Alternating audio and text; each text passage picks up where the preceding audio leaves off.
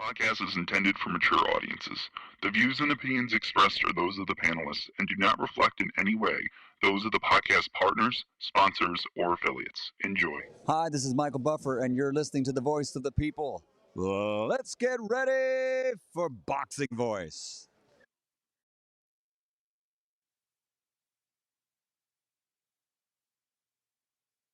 Canelo, are you ready? I was born ready. Considered by many to be pound for pound. 12 years. I never expected it to turn out like this. TheBoxingVoice.com. Shout out to the community, man. I appreciate y'all. What's happening, people? Info Joe, Los Angeles, in the building. Adrian, the problem wrong, the man from the frozen tundra. Keem, straight out of Florida. Liz Lowe, Decatur, Georgia. You already know what it is. It's the Queen, Martha K, Detroit. Stand up. David Maldonado, New York City. Yo, nuts. Don't cut me off, man. Don't cut me off.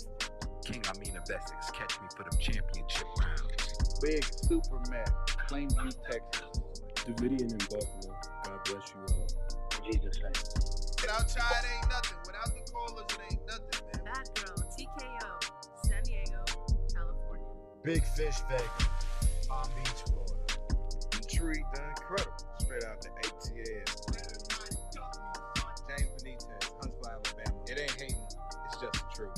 Show Kid, Mount Vernon, New York, suckers. SDS Promotions. Coach Mide from London, UK. Let's go! I'm ready! Checking in from Tennessee, it's Lethal James, P-A-Y-N-E. It's lethal. Line 6 Reed, just spreading that boots gospel. Bo from Bama, only in America. But I'm a true attestation to the American dream. King Born, Crown Heights, Brooklyn. You heard? 4 chicken wings and french fries, breakfast and champions. Let's get to it. JT, New Orleans, Louisiana. Stuff like that. Yo, TVV, this Coach J-Mac. New Orleans, Louisiana, 504, baby. What have you? C, Y, E. California. Like the video, subscribe to the channel, join YouTube members and Patreon for some. This is the #1 pound for pound and 2 division champion, Marvin the Tank Furman from Dallas, Texas.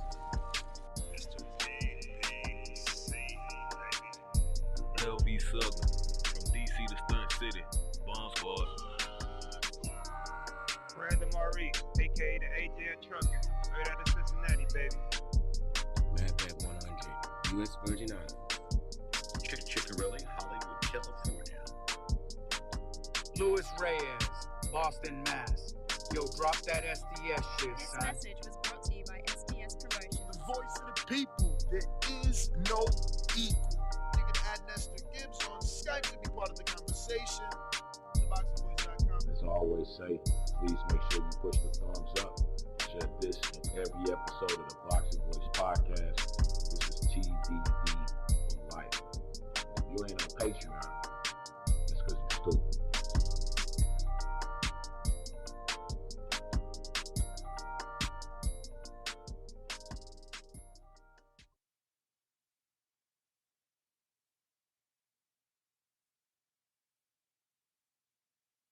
Welcome back, ladies and gentlemen. Welcome back to another edition of the Boxing Voice Radio. I am your host, Nestor Gibbs, joined alongside Ringwalk Danny. Today we're going to be discussing Eddie Hearn and his interview with Errol Hawani, who are discussing Francis Ngannou, the big fight with Tyson Fury, everything that took place. But Eddie, the promoter that he is saying that Francis Ngannou versus Anthony Joshua is actually a bigger fight than Deontay Wilder taking on Francis Ngannou. Obviously, they are not comparing which is bigger if we are putting Tyson Fury rematch in the equation. So that isn't part of Eddie Hearn's comparison about which is bigger. But I did still put it in our poll here at youtube.com/The Boxing Voice, where I did ask which is the bigger fight. Anthony Joshua is the bigger fight. That's option number 1 with 18% of the votes. Deontay Wilder is the bigger fight with 48% of the votes. Nothing bigger than the Fury rematch, 18% of the votes. Alexander Usyk for 4 belts, only getting 15% of the votes. And we have more votes than thumbs up. So if you're one of the losers that didn't hit the thumbs up but did vote on the poll, you're an asshole. Good morning. But come on back and hit that thumbs up so you don't become an asshole. All right? Right here, we have a bunch to give you in terms of information and audio and just things like that to get you all caught up to date on what it is we're talking about. First thing I'm going to show is Dana White. Dana White deserves to be put on blast for, this statement. And we'll just start this over with a quick refresh. I mean, Francis just thinks that he's in a position where he's got some Conor McGregor Mayweather fight on his hands, which he does not.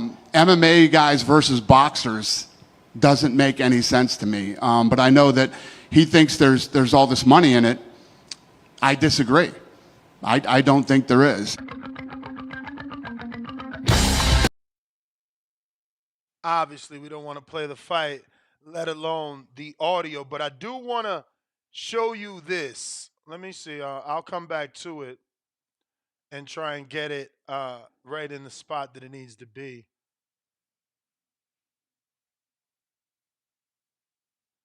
All right, I'll put it there because this is also funny. They caught the dance with Francis dancing on Tyson. But they got Dana in the hospital after watching the fight. Like, Lord, I fucked up. He's sick. So I thought that was funny. If you're not watching this on YouTube, well, then you missed out on that little bit. But we got a bunch more. A lot of audio from Eddie Hearn, just making his case as to why he believes, Anthony Joshua is the bigger fight and his thoughts on the overall fight. But also want to show you this video. And this is Stephen A. Smith. So we'll just restart that. Tyson Fury got dropped. I expected Tyson Fury to give him a boxing exhibition, not necessarily to knock him out, even though I thought that was possible because Francis Ngannou is not a boxer, he's a fighter. But he didn't look that bad. He didn't look that bad at all. But nevertheless, he still dropped the lineal heavyweight champion of the world, which is Tyson Fury, who came into the fight 33-0-1. And it just goes to show that with heavyweights, you don't play games. One punch can end you. One punch can take you out. If Francis Ngannou really, really learns to box, the heavyweight division could be very interesting. This isn't the days of Muhammad Ali. This isn't that time where the heavyweight division was considered elite. Who do you really see? Am I supposed to get excited about Usyk? Francis Ngannou should stay in boxing because he could make some noise in the heavyweight division. So this is Stephen A. Smith and his thoughts. Real quick, just want to make sure that we play some of this here, right? We need some of this for that one. Definitely shots fired by Stephen A. Smith there. Like, am I supposed to get excited by Usyk? I want to say it's unfair, but I'm in the same boat. Like, Usyk doesn't move the needle for me. I'm going to watch it because it's Fury, it's undisputed, but he just doesn't move the needle for me.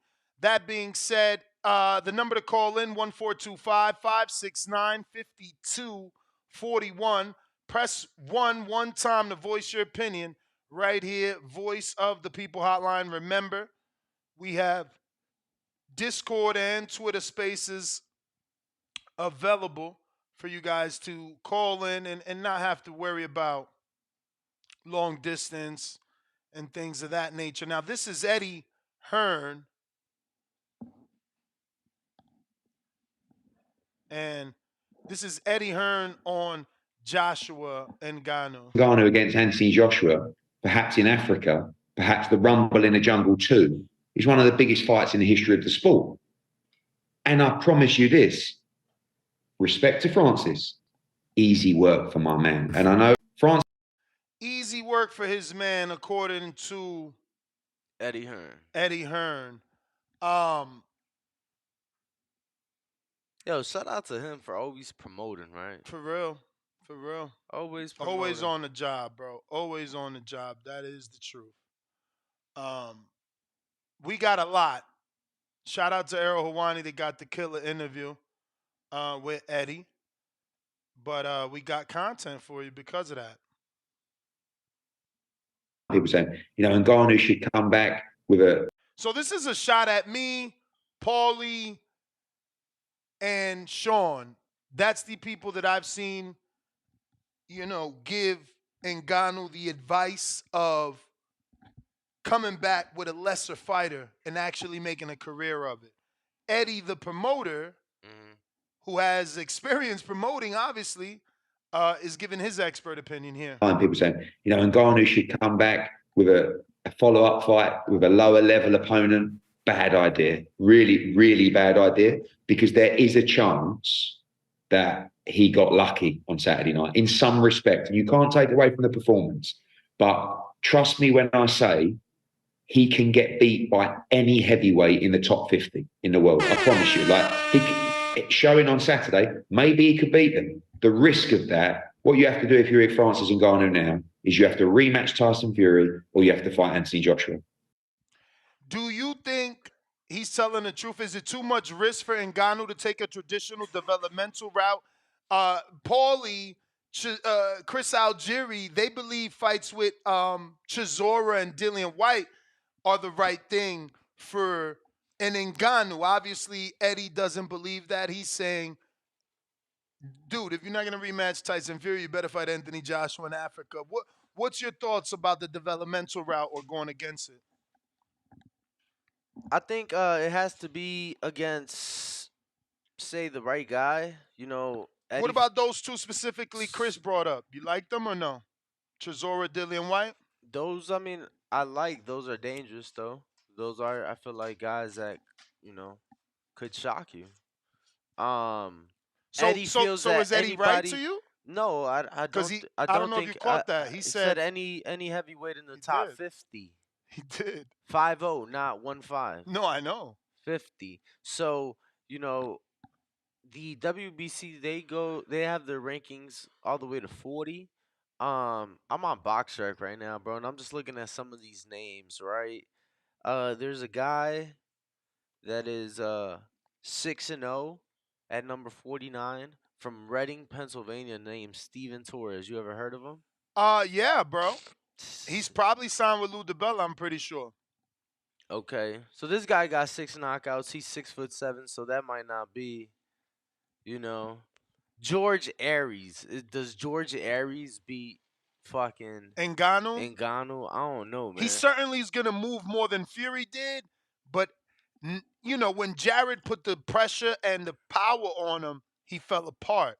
What would he do when Ngannou puts the power? I don't know that he could put that pressure that Jared brought because of footwork. But a lot of people, I've been doing so much, reading and watching other people's interviews, and I interviewed a bunch of people at Top Rank. People were impressed with Ngannou's footwork. I didn't know he had any. I felt like he was extra flat-footed. There's a guy 15-4, already been knocked out 3 times.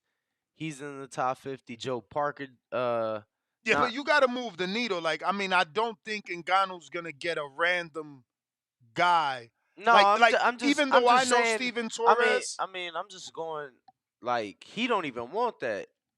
Eddie Hearn. I'm just saying he's wrong. Yeah, for in sure. his statement.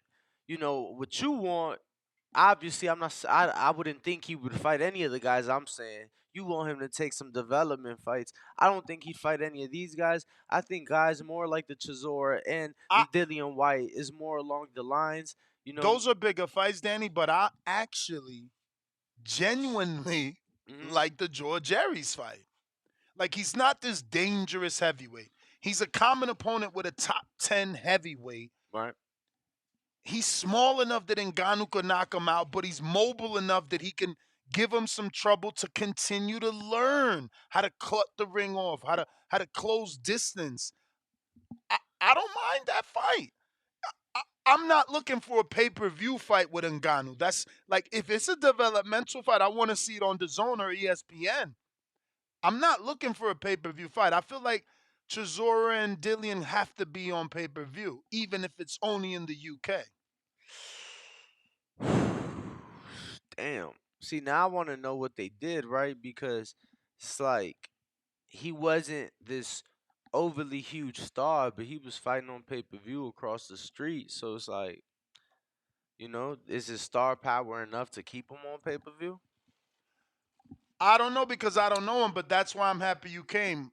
I don't know if you caught the earlier clip with Dana and the fact that it was an old clip resurfacing of him saying that Ngannou, he doesn't know what Ngannou's talking about. He doesn't feel that there's money fights in boxing for Ngannou. Did you hear it, or should I replay it? So I might have, because I did see Ariel Helwani play this old clip of Dana saying things along those lines.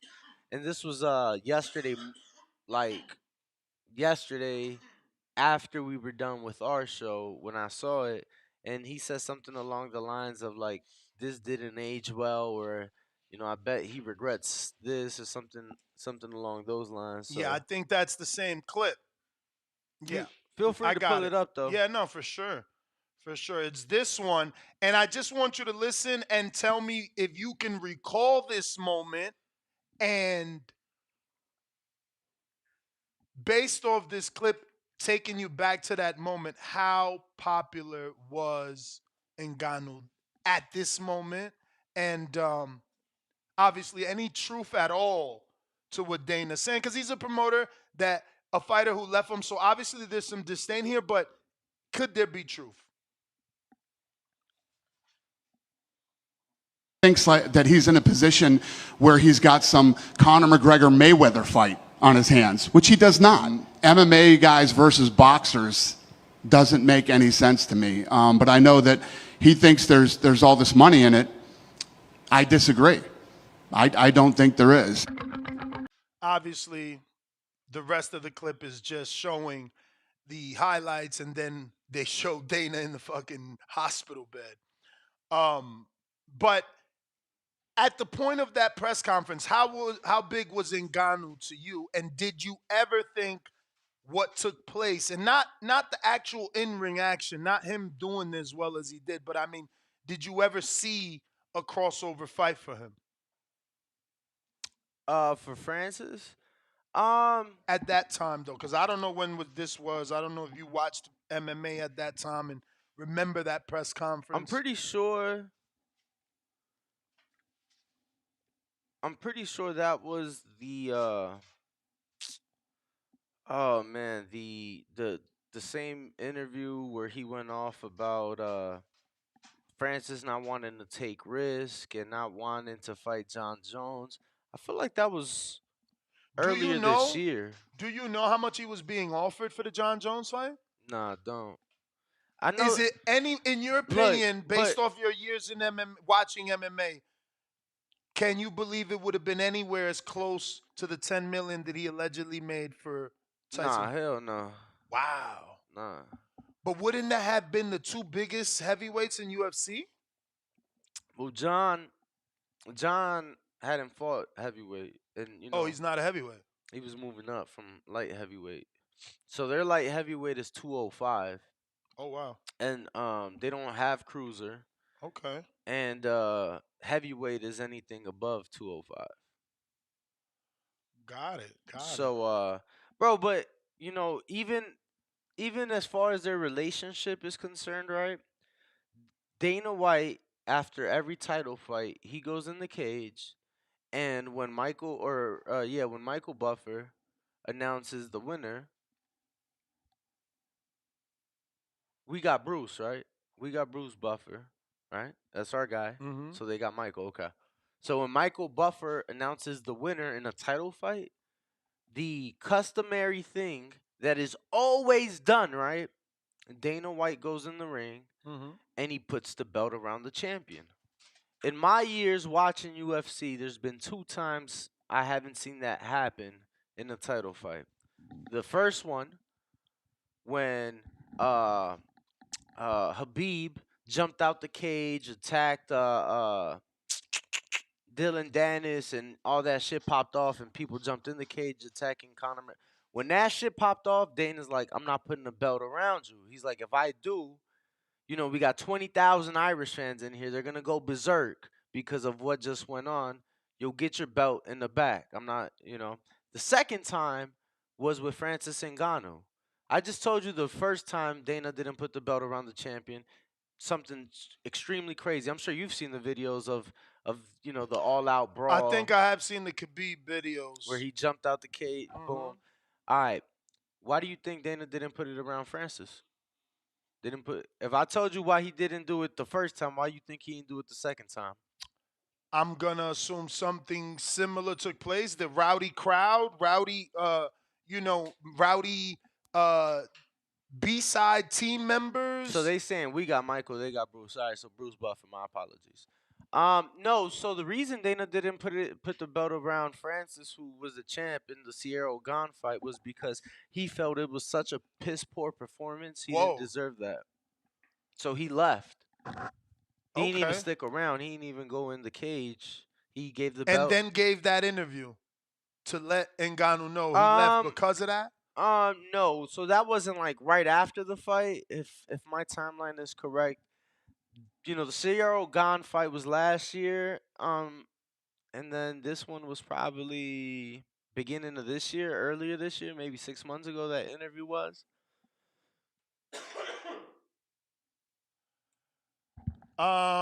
So I say that to say that their relationship's not been the absolute best, right? Mm-hmm. We saw famous cutman Stitch Duran leave the UFC because the UFC, this was like 2015. They did away with the sponsorships when they teamed up with Reebok, right? Huge deal. Everybody was getting a small percentage, a very, very small cut, but they couldn't make any money with their sponsors. Francis wanted sponsors, and that was something that in-ring sponsors hadn't been allowed, or in-cage sponsors hadn't been allowed for the fighters in years, bro. Probably like 7 years at this point. So, people. But they could bring like the banners, right? That's why they always came out with like a banner. I always felt like I seen ring walkouts in the UFC with banners with all the sponsors on it. Nah, they don't have that. No, so the sponsors, bro, if you sponsored, you just can't rock any of it. It's all like outside of the UFC. So like Israel Adesanya, he's the first one that comes to mind. He has a Puma sponsorship, right? He ain't wearing no Puma shoes. He ain't got the Puma logo on his briefs or nothing like that. When he's fighting, but he has that sponsorship and they have a deal. Want to remind everybody we did give away the Kenichi Bear headphones. Our new raffle is the WBC little pack, right? So you got the WBC fitted cap, double logo, got the front logo, side logo. It's actually a snapback, so don't have to ask me what size because it's a snapback. And you got the hand towel, got the pin, heavy gold plated pin if you want to put it on your hat. You want to put it on your WBC hat. Yo, C-Dub, but I vividly remember. Little WBC reflective sticker. WBC dog tags because Danny was in the Air Force. Y'all use dog tags in the Air Force too? I guess it's all military, right? Because it's like really identification. Yeah, but you only rock them really when you downrange.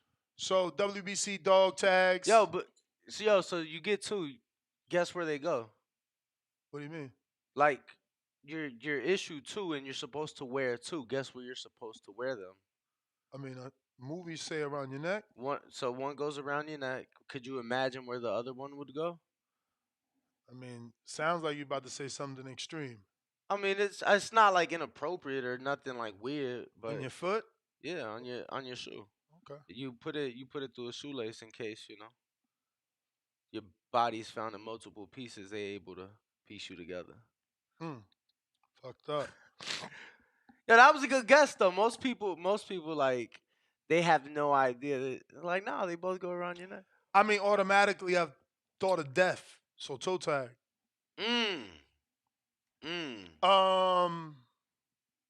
What the fuck was I gonna do? What we were saying? Dana White. Fuck it, I got hella clips. Hella clips y'all need to see before we open up these lines. Let's see. This is the.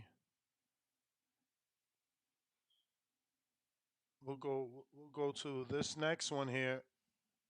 Oh, this next one. I mean, he's being a promoter, right? Obviously, there's heavy talks of Ngannou, and Wilder. The odds are that Wilder is a plus 125 against Ngannou. Yes. No. The odds to be the next opponent. Oh, there's odds on it. Oh yeah. And Wilder's the closest. Wilder's 125. Fury is 600. AJ is 600. Usyk is like a 1200.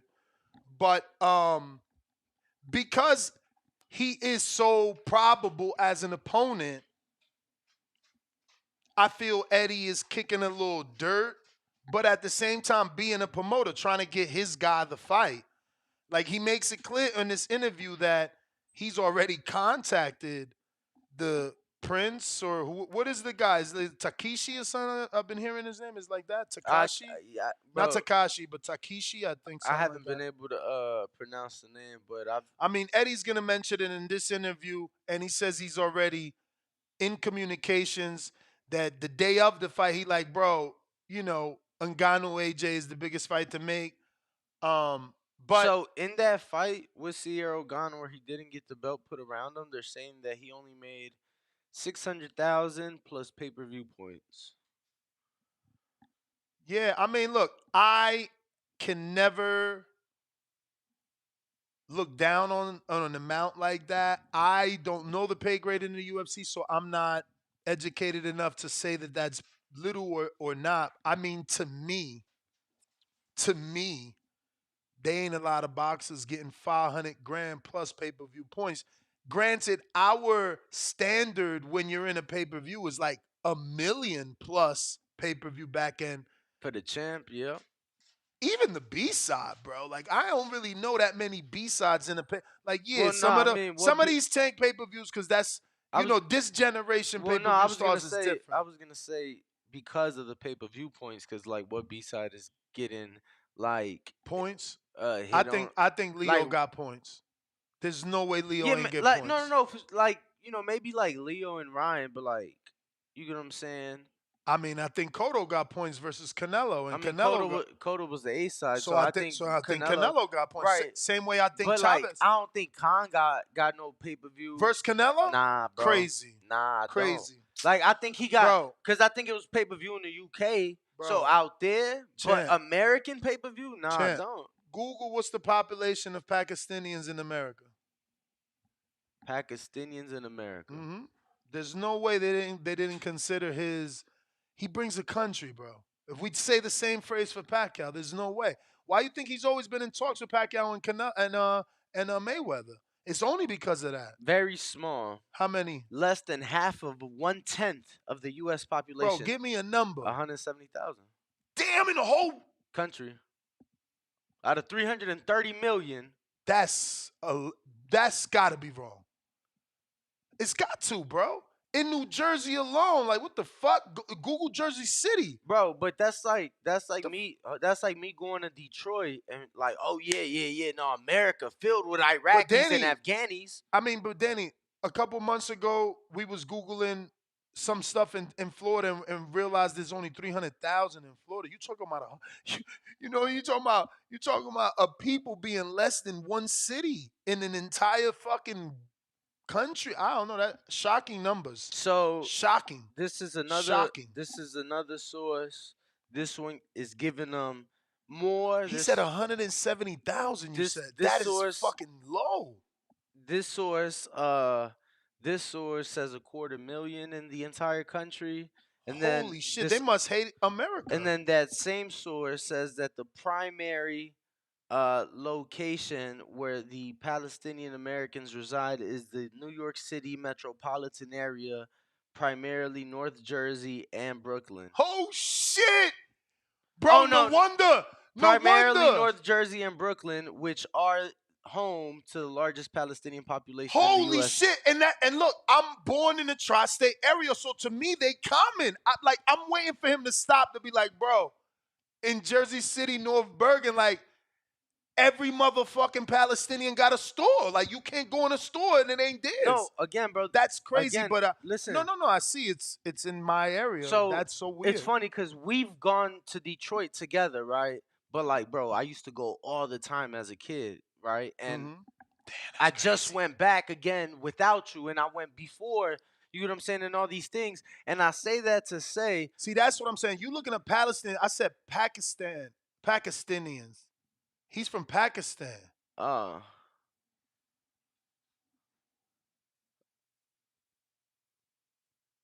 Dwayne said, finish talking about the WBC raffle. You got it, Dwayne. So you get the hat, double-sided, and this is embroidery. This ain't no iron-on shit. This that real WBC fire. Shout out to Mauricio, my boy. You get the reflective sticker. You get the gold-plated heavyweight pin. It's probably best to put it on a hat. I got mine's on one of my hats somewhere. You get the keychain. Let me just finish this. My bad. You get the keychain. It's double-sided and it's engraved. There's a message on the back that says "My blood is green" and fuck her. And my heart is gold. And then you get the dog tags, also double-sided, also very heavy and thick. This is like 1/4 of an inch. What you think? Where y'all seeing 700,000? Yeah, no, that's thick. That's thicker than a quarter.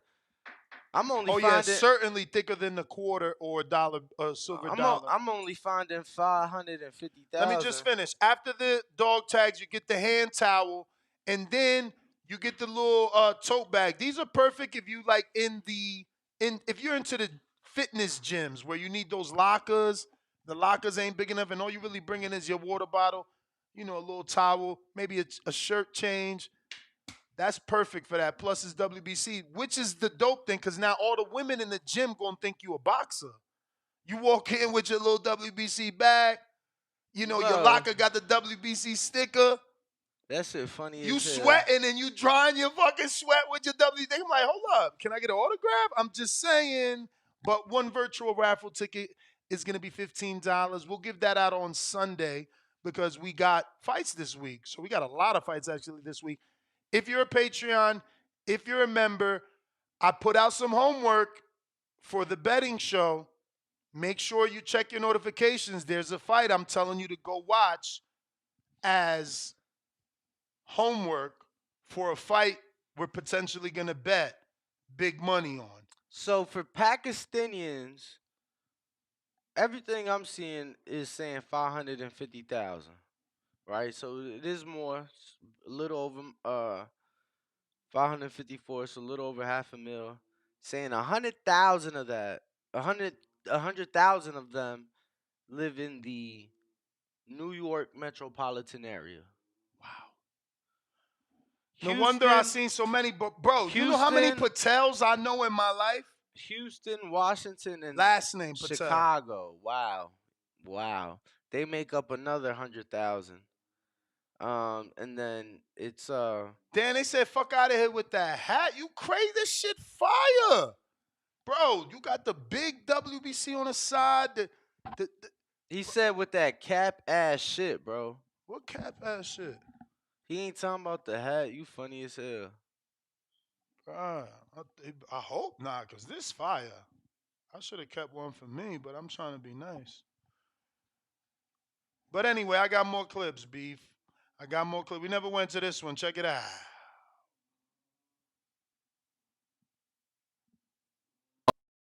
There's the only one who's crazy enough to go over there and do an MMA fight. Let's be honest, Francis isn't going to wrestle him. Not being funny. Have you seen his legs? Like, if Francis Ngannou kicked Deontay Wilder's legs, they would literally snap in half. Like, Wilder's a boxer, very dangerous boxer, very exciting boxer, very talented boxer. Listen, the money for Francis Ngannou now in boxing, he ain't going back. He ain't going back. I mean, like, the money that I know that AJ against Ngannou could generate. Wilder's the only one who's crazy enough. So you believe, Errol, is Wilder, out of all the heavyweight boxers you know and don't know in the sport, is Wilder the only one crazy enough, or do they mean the only one crazy enough with that much marketability? I mean, there's only 3 with that much marketability. Fuck, man. I could never see him over there. Personally, I wouldn't want to see him over there. I'm not gonna doubt him or question what he is willing to do and how much he's willing to challenge himself. But goddamn, do you want to see that? I don't, but I did a show yesterday, so obviously research. My boy Alex helped me out. The Saudis bought minority stake in PFL. Did you know? From that response, that's a no. I believe no. I was gonna say no. It wasn't PFL that we was looking up. I don't think. So they bought a stake in there. Knowing that, I read the screenshotted article. Knowing that now, that information, I'm sure you're googling as we speak. How much do you think they pay Wilder to fight in a cage, bro?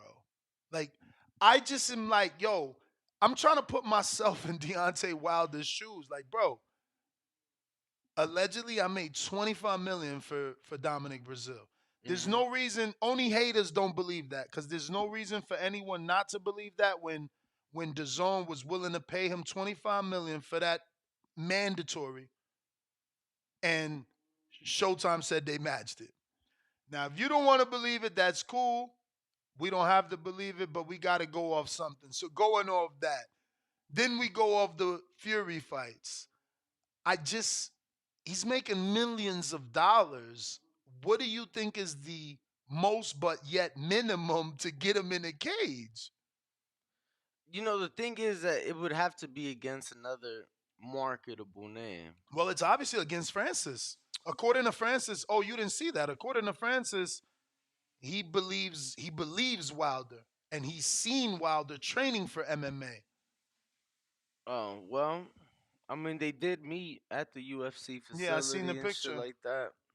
And let me tell you, I'm gonna try and find that picture, but it wasn't a good look. Wilder hugs him, and he is so thin. And then based off the fight that we seen with Fury trying to manhandle Ngannou and just basically melting, he would get hugged by Ngannou and just melt and fall on the floor. Like, I've never seen Fury on the floor so much without being punched. I don't know that Wilder's gonna be able to tussle with Ngannou. Thank you. Oh my God. See? Beautiful. Someone got another camera angle. You fuckers always trying to call Fury dirty. Wow. This shows it. Can't call him dirty now. Can't call him dirty now.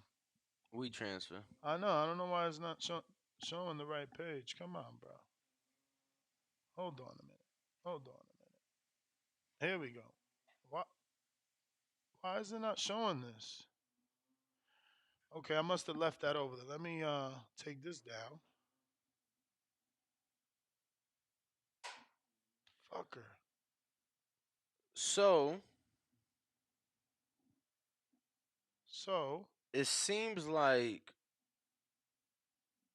like what they did is they Seems like, yeah. So they bought minority stake.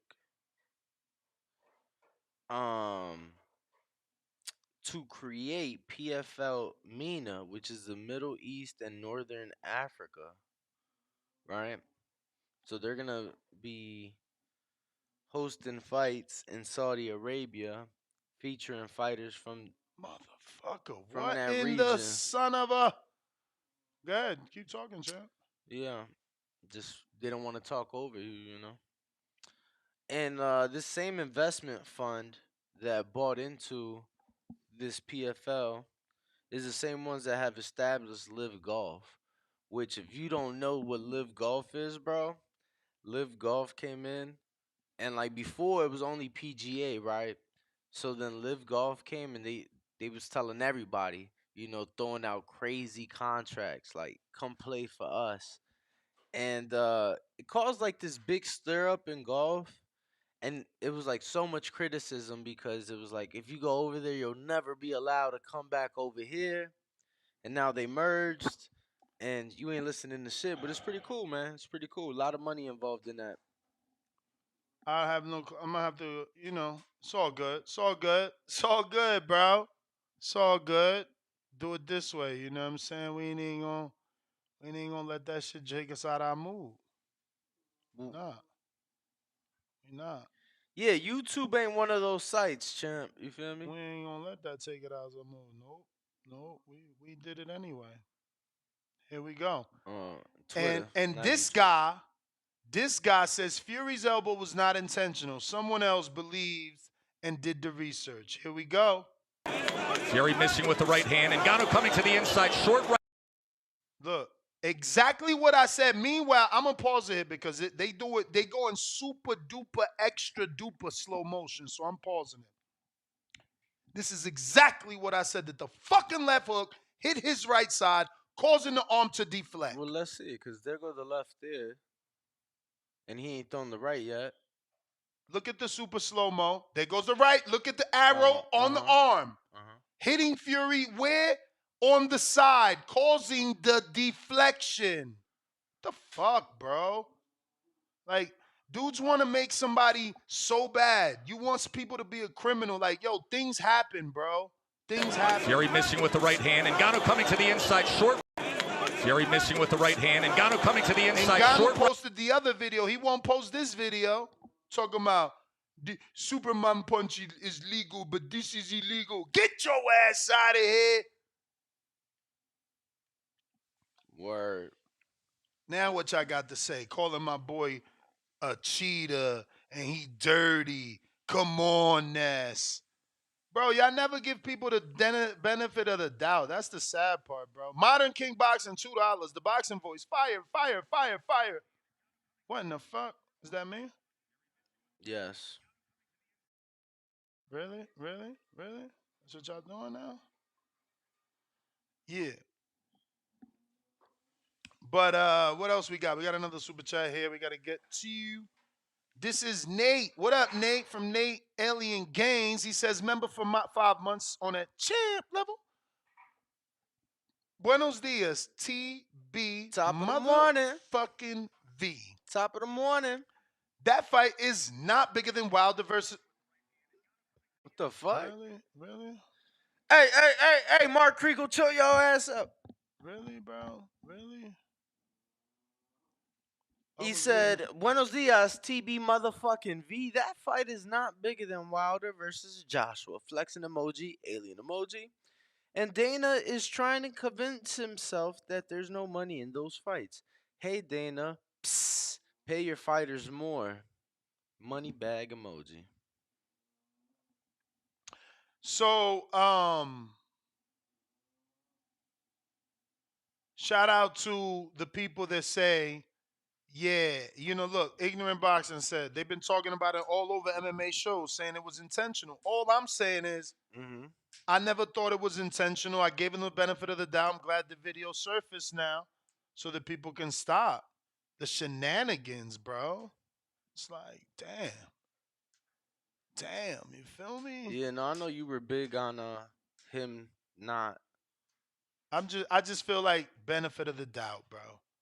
Benefit of the doubt. Like that shit looked at too straight up and down, like it was meant to be for it to be intentional, right? Because it's like you're gonna get a point deducted. This dude's he's a professional. Here goes another clip about how massive Ngannou Joshua is rather than Wilder. Tell us why Francis versus AJ is a bigger fight than Francis versus Wilder in boxing. In boxing, because AJ is a global superstar.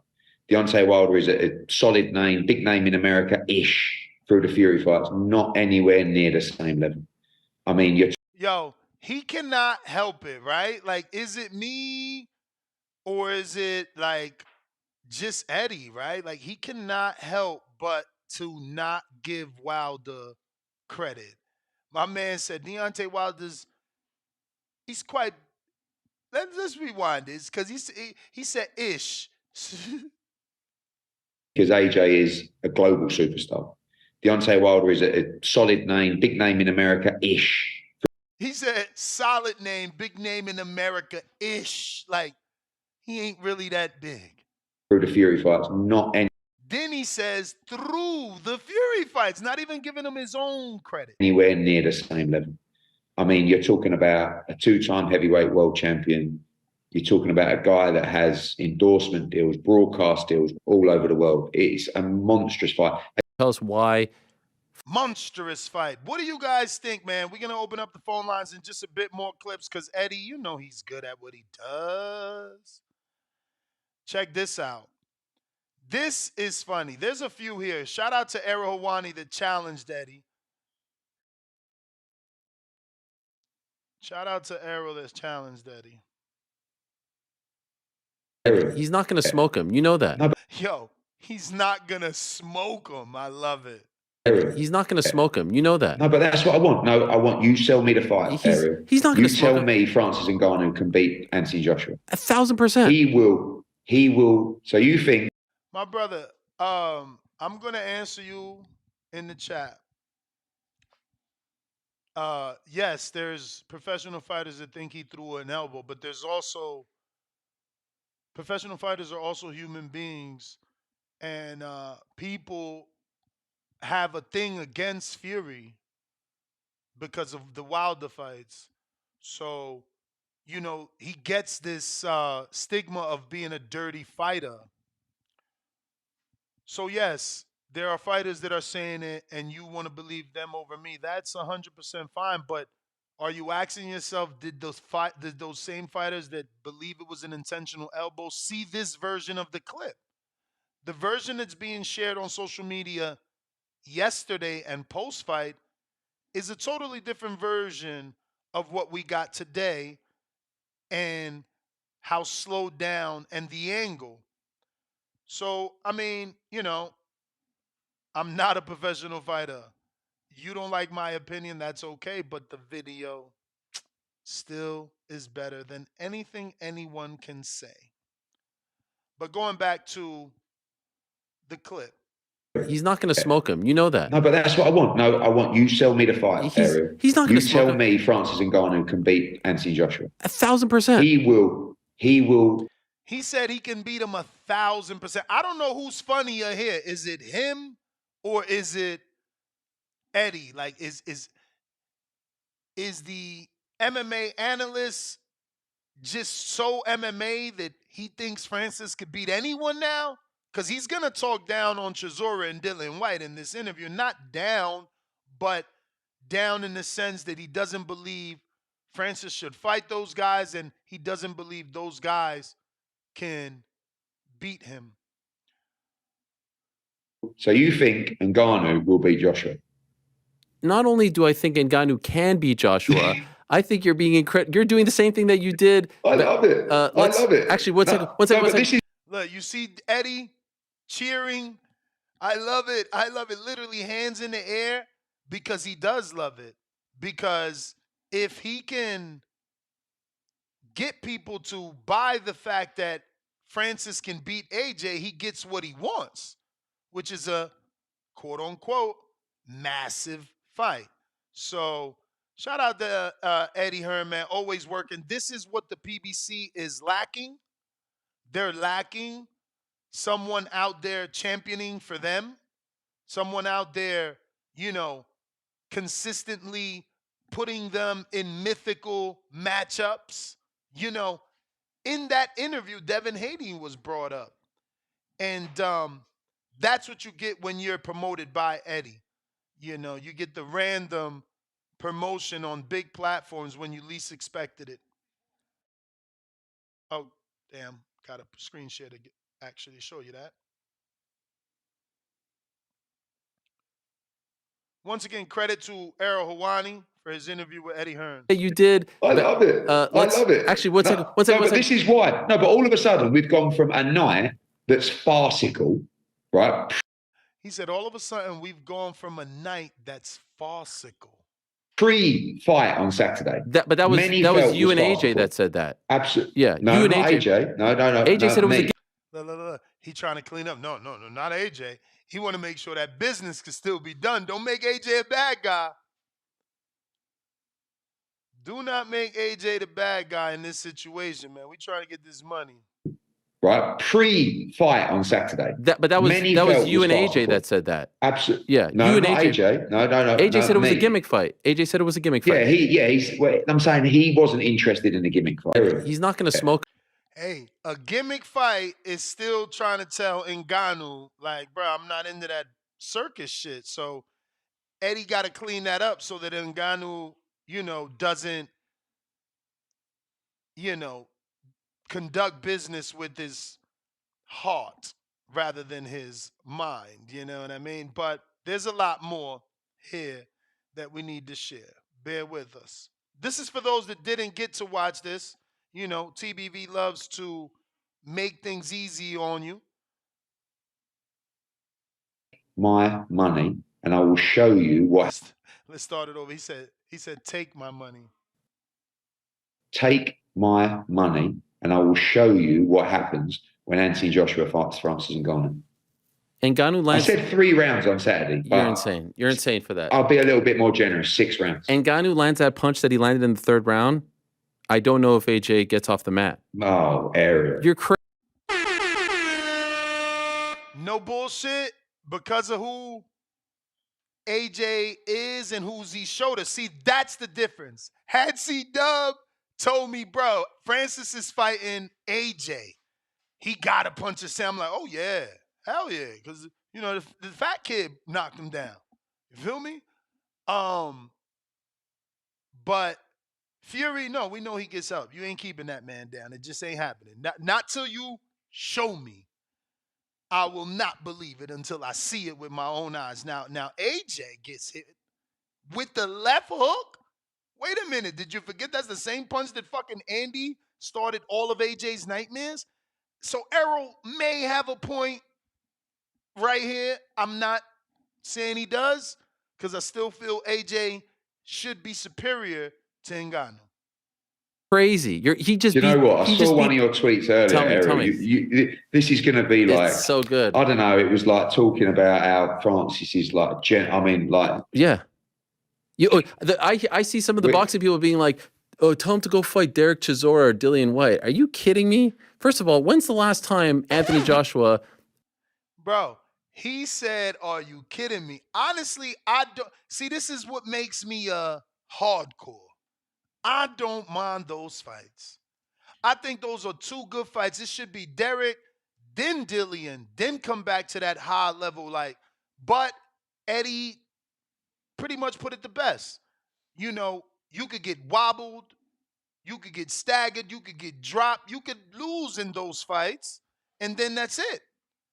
The show's over.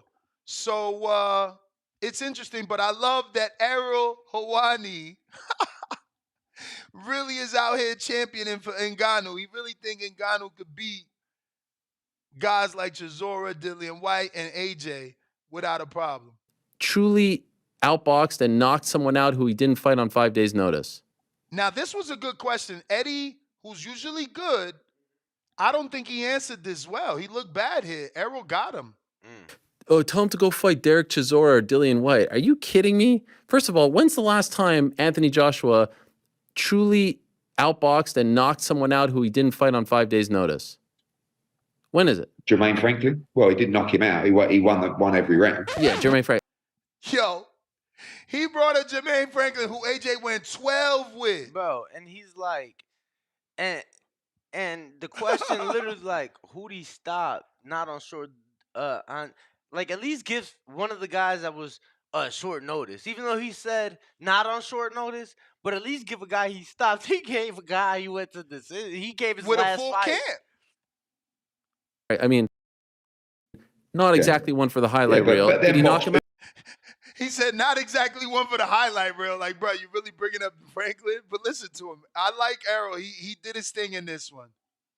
I mean, not exactly one for the highlight reel. But Did he knock him out? I mean, don't forget, this is a guy that's boxed White. This is what AJ does. I mean, this is what Eddie does best. You talk about AJ, he brings up his resume. But this is, like people say, this is old stuff. Klitschko, Parker, Takam, Povetkin, Ruiz, Usyk. Now listen to Ariel. He's sharp as a tack. Usyk. Yeah, is he knocking them down? Tate. Bro, my man went through the whole resume. He like, but is he knocking him down? Is he knocking him out? Nah, he did his thing, man. He dug deep into Eddie on this one. We got a few more. And we will be opening up the phone lines. You know the number to call, 1-425-569-5240. Uno. Nah, he's sharp, bro. He is sharp. Nah, he's doing his thing in there. And here goes Eddie doubling down, y'all. He repeats himself. Don't forget, this is a guy that's boxed White, Klitschko, Parker, Takam, Povetkin, Ruiz, Usyk. Yeah, is he knocking them down? Is he knocking them out? Of course, mate. He don't lie.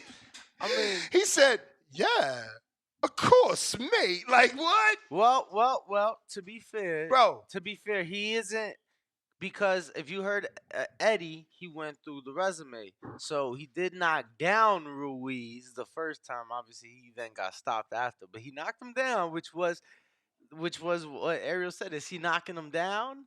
Yeah, but you can't count a fight where you got a knockdown and lost, then you got the rematch and didn't knock that dude down. Like, that don't make sense, but I get it. For sure. He's a spin doctor. I love him. No. That's why I love Eddie. What do you mean course? Jermaine Franklin fight. I thought I was taking a NyQuil. Killed them. He said, what do you mean, of course? Damn, Ariel. The Jermaine Franklin fight, I thought I was taking a NyQuil. Yo, that's better than them when they called him Anthony Johnson. Jermaine Franklin fight. I thought I was taking a NyQuil. I thought I was going to bed watching that fight. That's the fight. That's the one that you're going to put on the mantle for what Francis did. I will. Yo, he said that's the one you're going to put on the mantle for what Francis did. Meaning, what Francis did is greater than anything AJ has done in Errol's eyes. I'll give you unbelievable. When we make this fight, right? Oh, I'd love it. The odds that I will give you for Francis Ngannou are going, literally, you are going to put every property, every bank account, cars, maybe your studio, that laptop, anything else you've got in the studio of value, you are going to put it on this fight with the odds I'm going to give you for this fight. And I'm telling you, like, but this is what we want. Don't forget, this is. So I wish he gives me that bet too, but the opposite way, because I'm with him. I mean, again, Francis got to make me a believer, you know? Are you picking Francis to upset Anthony Joshua? $1 million question. I'm not picking Francis, but I'll tell you that motherfucker might have a puncher's chance or two. You feel me? And quite frankly, we've seen Joshua go down. He's gotten up sometimes, and sometimes I feel like he's always gotten up, right? That's what they say. I feel like he's always gotten up, so I don't know, man. We'll see. We'll see. One thing about Joshua that I feel Fury is superior in is his recovery. Mm. Fury's recovery to me is Exactly. is unlike anybody else's in the Where heavyweight Joshua, division. when he got clipped, he looked delirious for a bit. I'm still picking.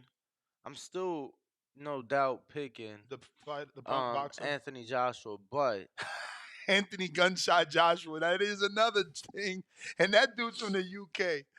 That's another truth, though, man. so we'll see, man. We'll have to wait and see. We got another clip for you, though. Let's go. It's not over. And he says that there's something on the table for Francis. I asked Francis what this is. He wouldn't say, of course. Are you trying to make? So I'll give you some backstory here because he did an interview with Francis yesterday.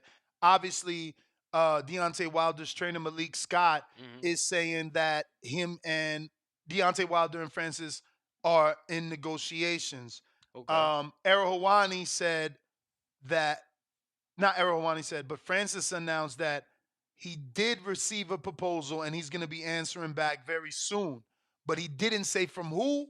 And when Errol tried to ask from who it was, he said, I won't tell you. So he didn't clarify whether he got a proposal to fight Deontay Wilder or not, whether it's in the cage or not, whether it's Wilder, whether it's Fury. No, actually, he made it clear that it's not Fury and that rematch won't happen because Fury underestimated him and signed the rematch with Usyk.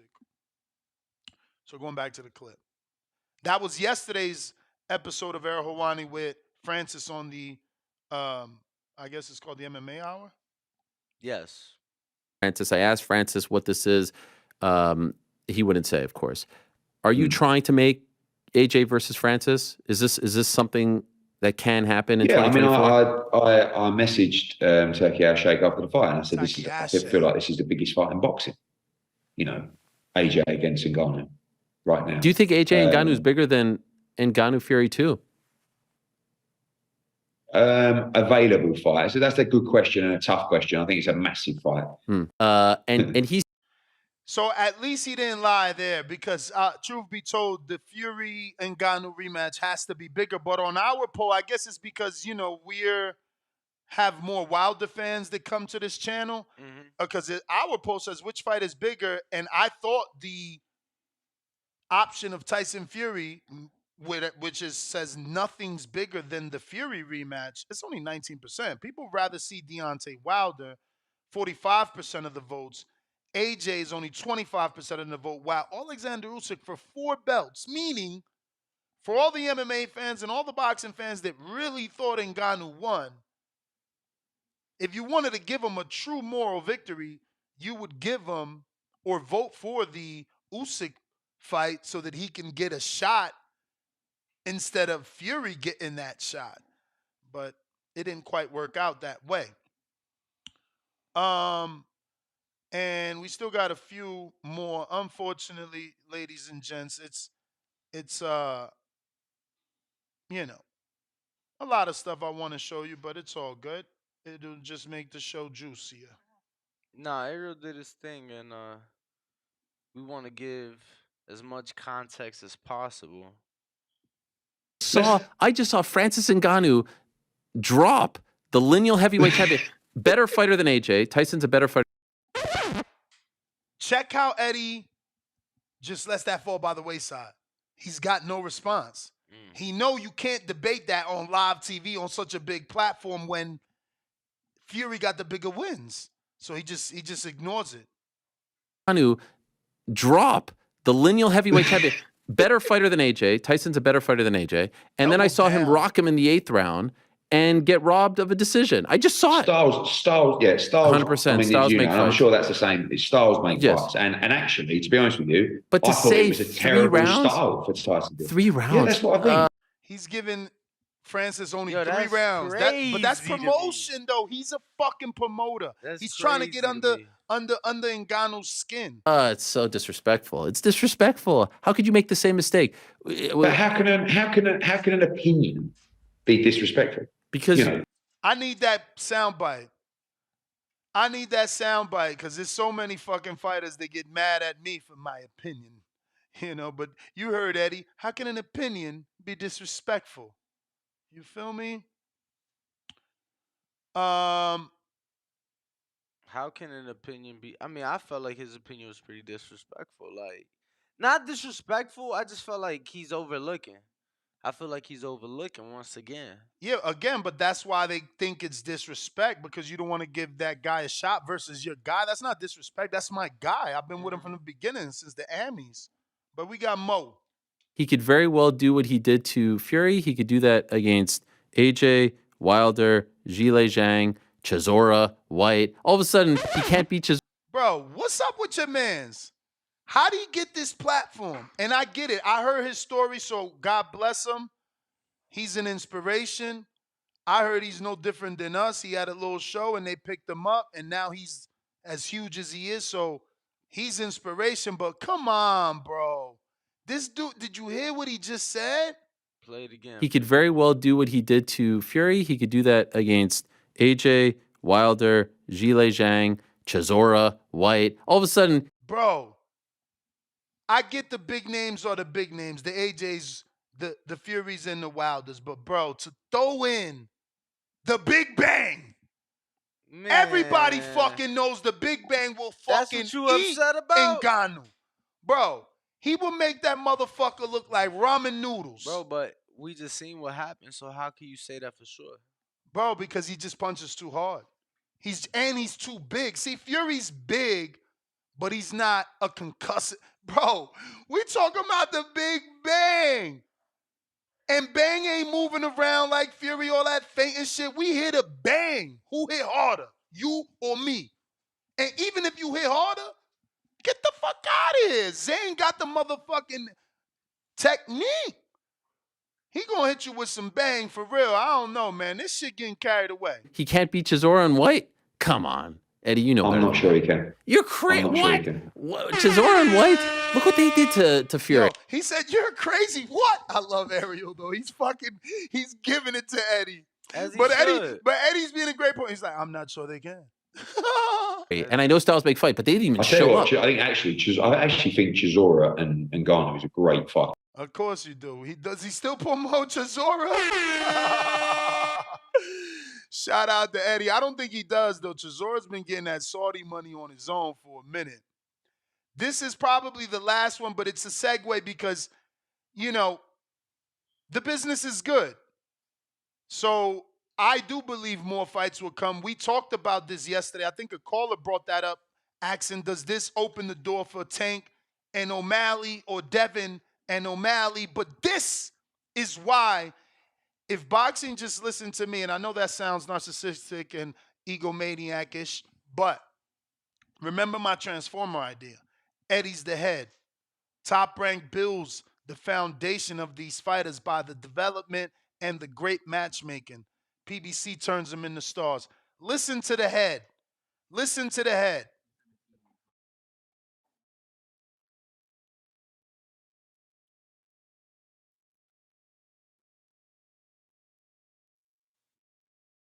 Oh, shit. Sorry, I'm not screen sharing, so you can't even hear it.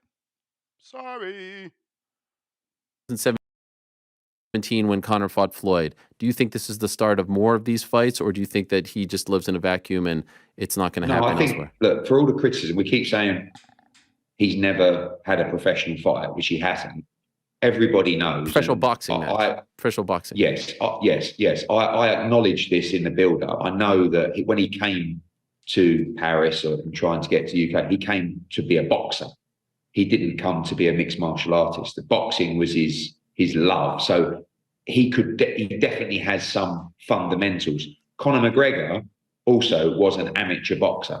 Conor McGregor has boxing fundamentals. I really don't think there's many. You'll know more than me, but I'm sure there is another 1, 2, 3, 4. I mean, who actually have a boxing background without having professional boxing matches. But I think if you don't, like, you look at Dylan Dennis the other day, right? Brilliant. He was amazing. I cut that at the wrong thing. He obviously tells you that, you know, the Dylan Dennis was amazing, but he's not a boxer, and he looked like shit trying to be a boxer. I thought that was the Devin Haney clip. Obviously, that's him letting you know that only boxing MMA crossovers that should take place are anybody that has some sort of boxing background, even if you're not an amateur boxer or a former pro boxer, but someone that has that background. And he gave you that list. Hopefully I didn't drop the ball. I think I did, because I'm pretty sure, I don't know if Alex is there. I don't have that clip. Alex, if you have the time, I'm more than 100% sure right after this, we'll try to play it from there and see could we find it. Because right after this, he should say the Sean O'Malley thing and bring up Devin. Which I know Devin brought up when he was on the MMA hour with Ariel. And the only reason I'm saying that is because it goes back to Eddie being the right head for boxing, meaning he's always promoted. Conor fought Floyd. Do you think this is the start? Boxing matches.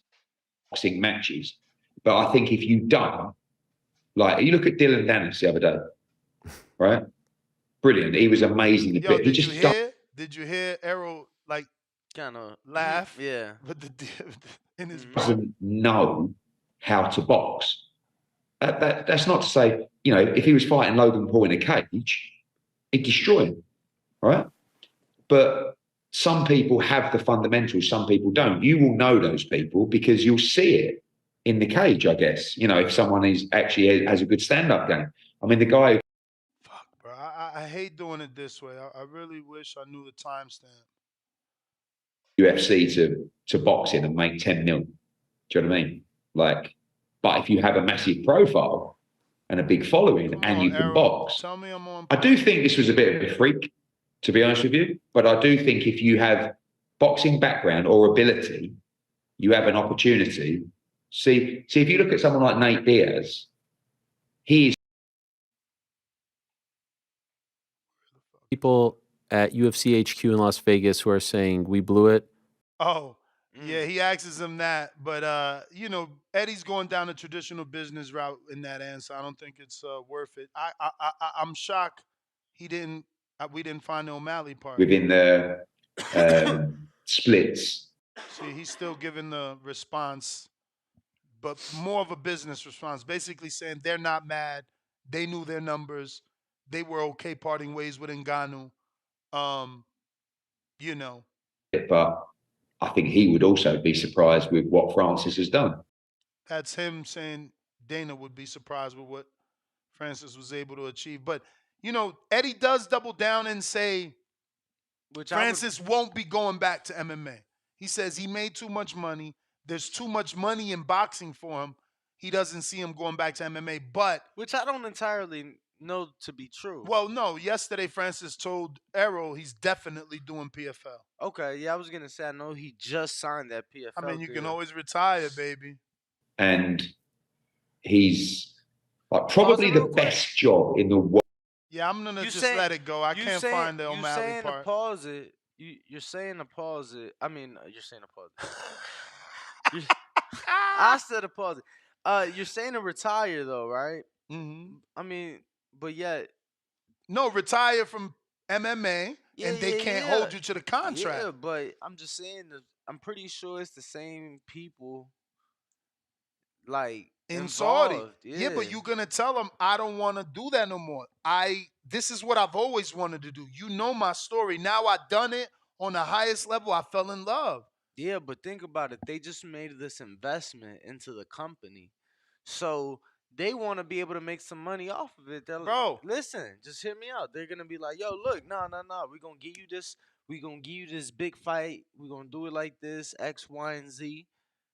And then you're going to jump in the ring and make X amount of dollars. I'm just saying, champ, if they're the same company like you say, I don't think there's any issue with me sitting down with them and letting them know, look, I'd rather box and y'all going to still make that money off of me in boxing. Yeah, but even more because boxing is more. Nesta, they already invested this money. They have to make this money back in PFL. They got Clarissa and all them people. Bro, why would they use Clarissa for their Middle East and Africa league? Like, it's literally PFL for the Middle East. Nah, I get you. I get you. The money's already invested. I still feel like he could At least ask, bro. Like boxing is better. He knows it. They seen it. You didn't watch the Ariel Helwani video, bro. He was telling like, yo, how's it feel? You're the most sought after combat athlete. Like, it was never like this for you. Bro, like he's arrived now. It's unfortunate it's at 37, but one of our callers made a great point. He says we sit here and we say the boxing is dead, and boxing just created another pay-per-view star. And Ngannou was not that in the UFC, they say. He wasn't moving units. He didn't have this buzz. Boxing made him this big. Can you agree or disagree with that? I'm asking. I don't watch UFC. I don't know his career. Is he bigger to you now that he boxed? Or I mean, of course he's bigger now. I felt like Conor was bigger when he fought Floyd. You feel me? But you see, that's the difference. Conor crossed over to me not watching UFC. Like, I don't really know Ngannou till he got out of the UFC. Like that news got to me as a casual, like him being, quote unquote, being mistreated in his contract or not being able to get what he rightfully deserves in his contract. Can you give me the backstory on that? What was the reasons exactly why he left or parted ways with the UFC?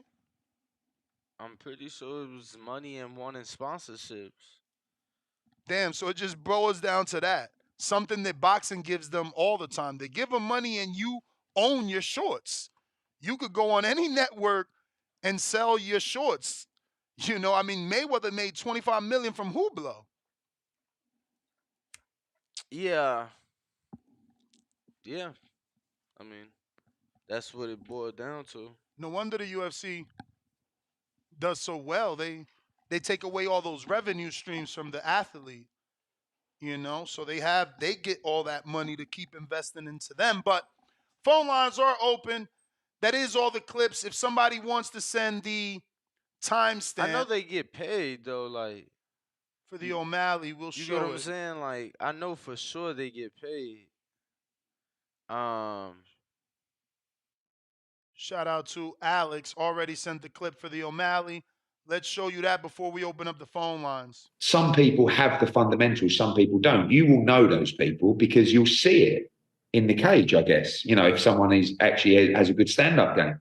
I mean, the guy who keeps calling out Devin Haney, I can't remember his name. Now think about it. Sean O'Malley actually called out who? Holy fuck, bro. First. Think about it. And what? Of course, Danny.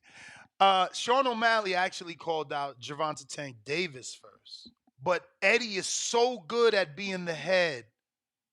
Who did he say, the guy that called out Tank and Haney? No. No, don't mention someone you don't promote.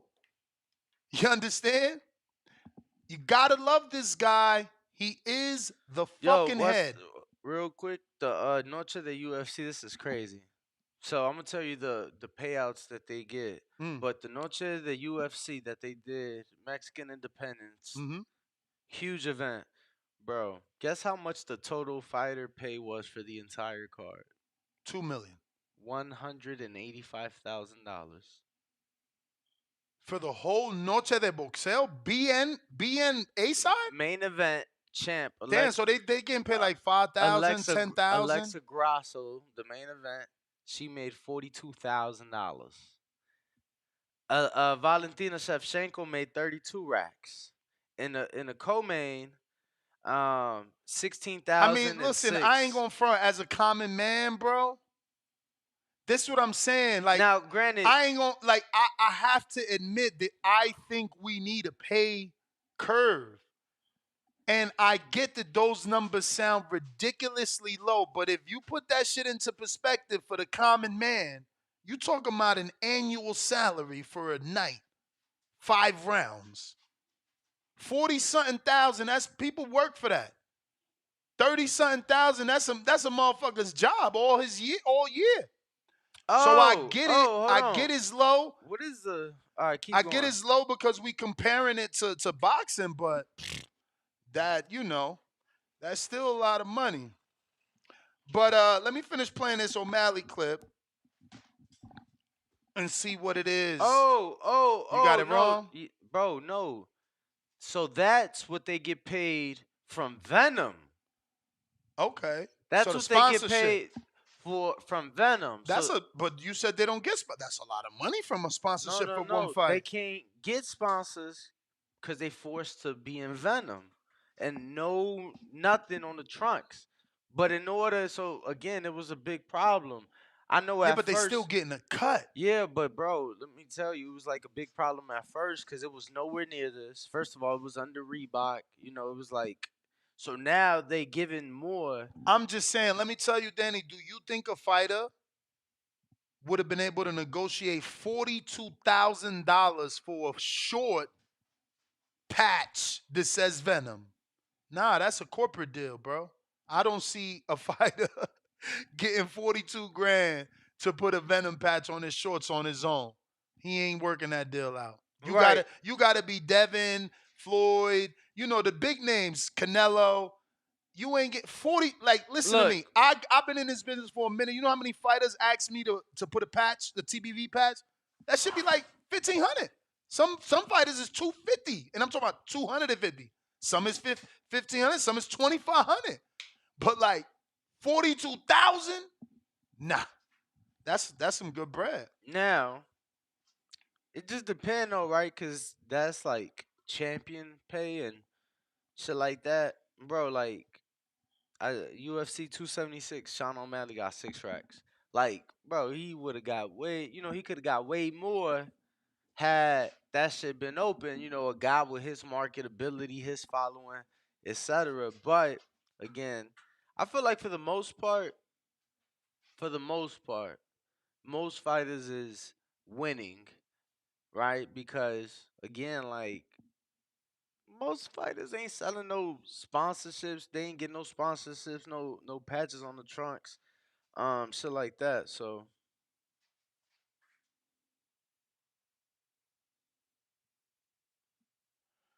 Alrighty then. Let me see if we're gonna finish this clip up. I know it was a fight night.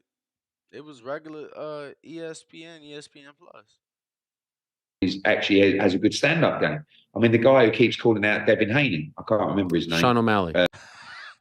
He knows he getting called out. He can't remember his name. Remember to say Devin. I love you, Eddie. Can he box? I have no idea. You know. Yo, we should tag Eddie. Twitter, what up? Can we get a tag on the Eddie Hearn stuff? We had Leonard in the chat the other day or yesterday. Let's retweet and tag Eddie. Get up on this show, man. No, but is it going to open the door? I mean, what MMA fighters will see is the opportunity to make considerably more money in boxing if you have the profile. And that's just the truth, man. And you know, since the kind of thing, I've always been cool with MMA fighters coming over here because it's always been bigger for our sport. I always wanted Nate and Nick, but they waited so long. They look like fucking punching bags now. But I always wanted them when they was in their Strike Force days. You know, I don't know which one of them was signed Strike Force, but he had a decent stand-up game. He used to pity pat a lot, like the lead jab was always a little slap, slap, slap, but you know, he was decent.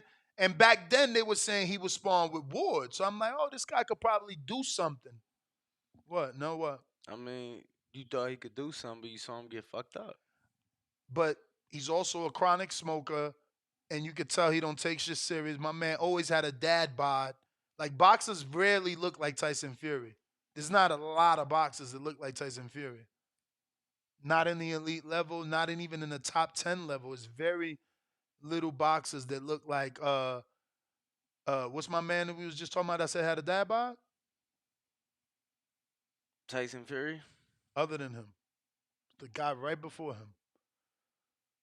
Before Tyson Fury? Andy Ruiz? You wildin', bro.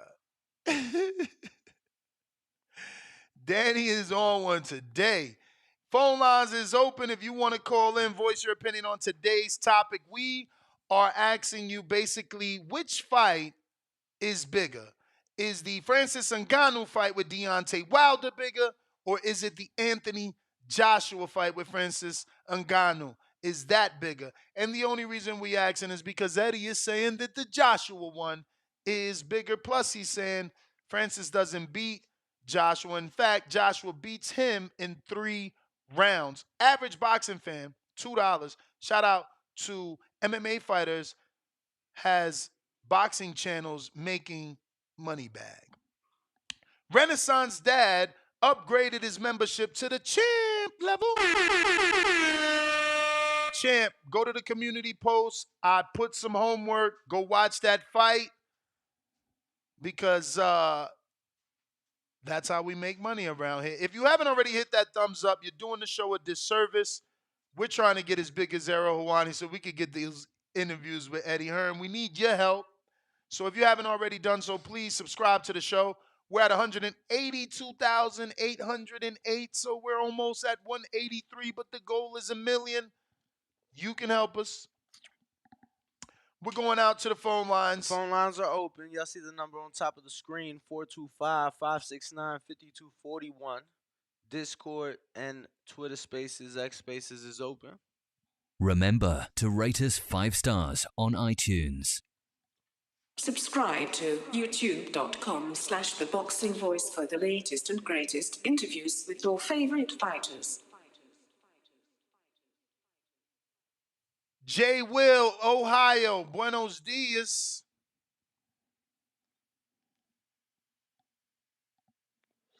J. Will. While we wait for him to connect, smash that thumbs up. Hold up.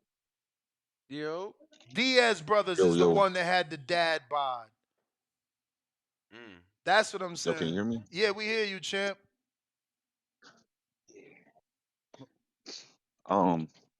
What's up, man? Good show, bro. Yo, I would have to go with Ngannou and Wilder. I just think, people are not really on Anthony Joshua no more because of his, recent performances, man. I just think that Wilder presents more of a threat. And Ness, I don't know, man. It's like it seems like you trying to hold down boxing, and I respect it. As far as the elbow and just the overall Bro, theme. did you watch the video? What, I need to know if you watched the video that we just shared today. nah, So then how nah. you going to form an Nah, I mean, opinion without watching the new evidence that clearly shows it was not intentional? No. I agree that I don't think it's intentional. I'm just saying it's just like, and I mean, boxing is your sport, so I understand you holding down boxing, but I just think us as hardcore boxing fans, I think we got to be honest about the state of the heavyweight division. Like it's okay, but it's like compared to previous eras, it's lackluster. Man, it's damn near trash for real. We only got you 2 crazy. really good. Okay, so case in point, man, when Shakur Stevenson had the nerve to say, Tyson Fury's better than Ali, come the fuck on, bro. Like, and I'm glad the fight with Ngannou happened because it proves that this levels to this. You know what I'm saying? Like, What does it there's prove no exactly? Because there's levels to this. That's a very vague statement. Well, I'll put it like this, man. I don't think Ngannou would beat the heavyweight James Toney. And heavyweight James Toney, in his era of being a heavyweight, he wasn't even the top guy like that. So, and he started off at what 160, 154. So James Toney, the heavyweight James Toney, would have handled Ngannou. That just goes to show the lack of skill that our current heavyweights got. Man. So what era is And this great era that you speak of? Just so I know. I think our heavyweight stopped being great like after the Lennox Lewis Klitschko era. You know what I'm saying? After that, I think that the talent became watered down. I mean, the heavyweight division, bro, it's going to be the most popular division. So the all talent the became watered down after Lennox Lewis. So,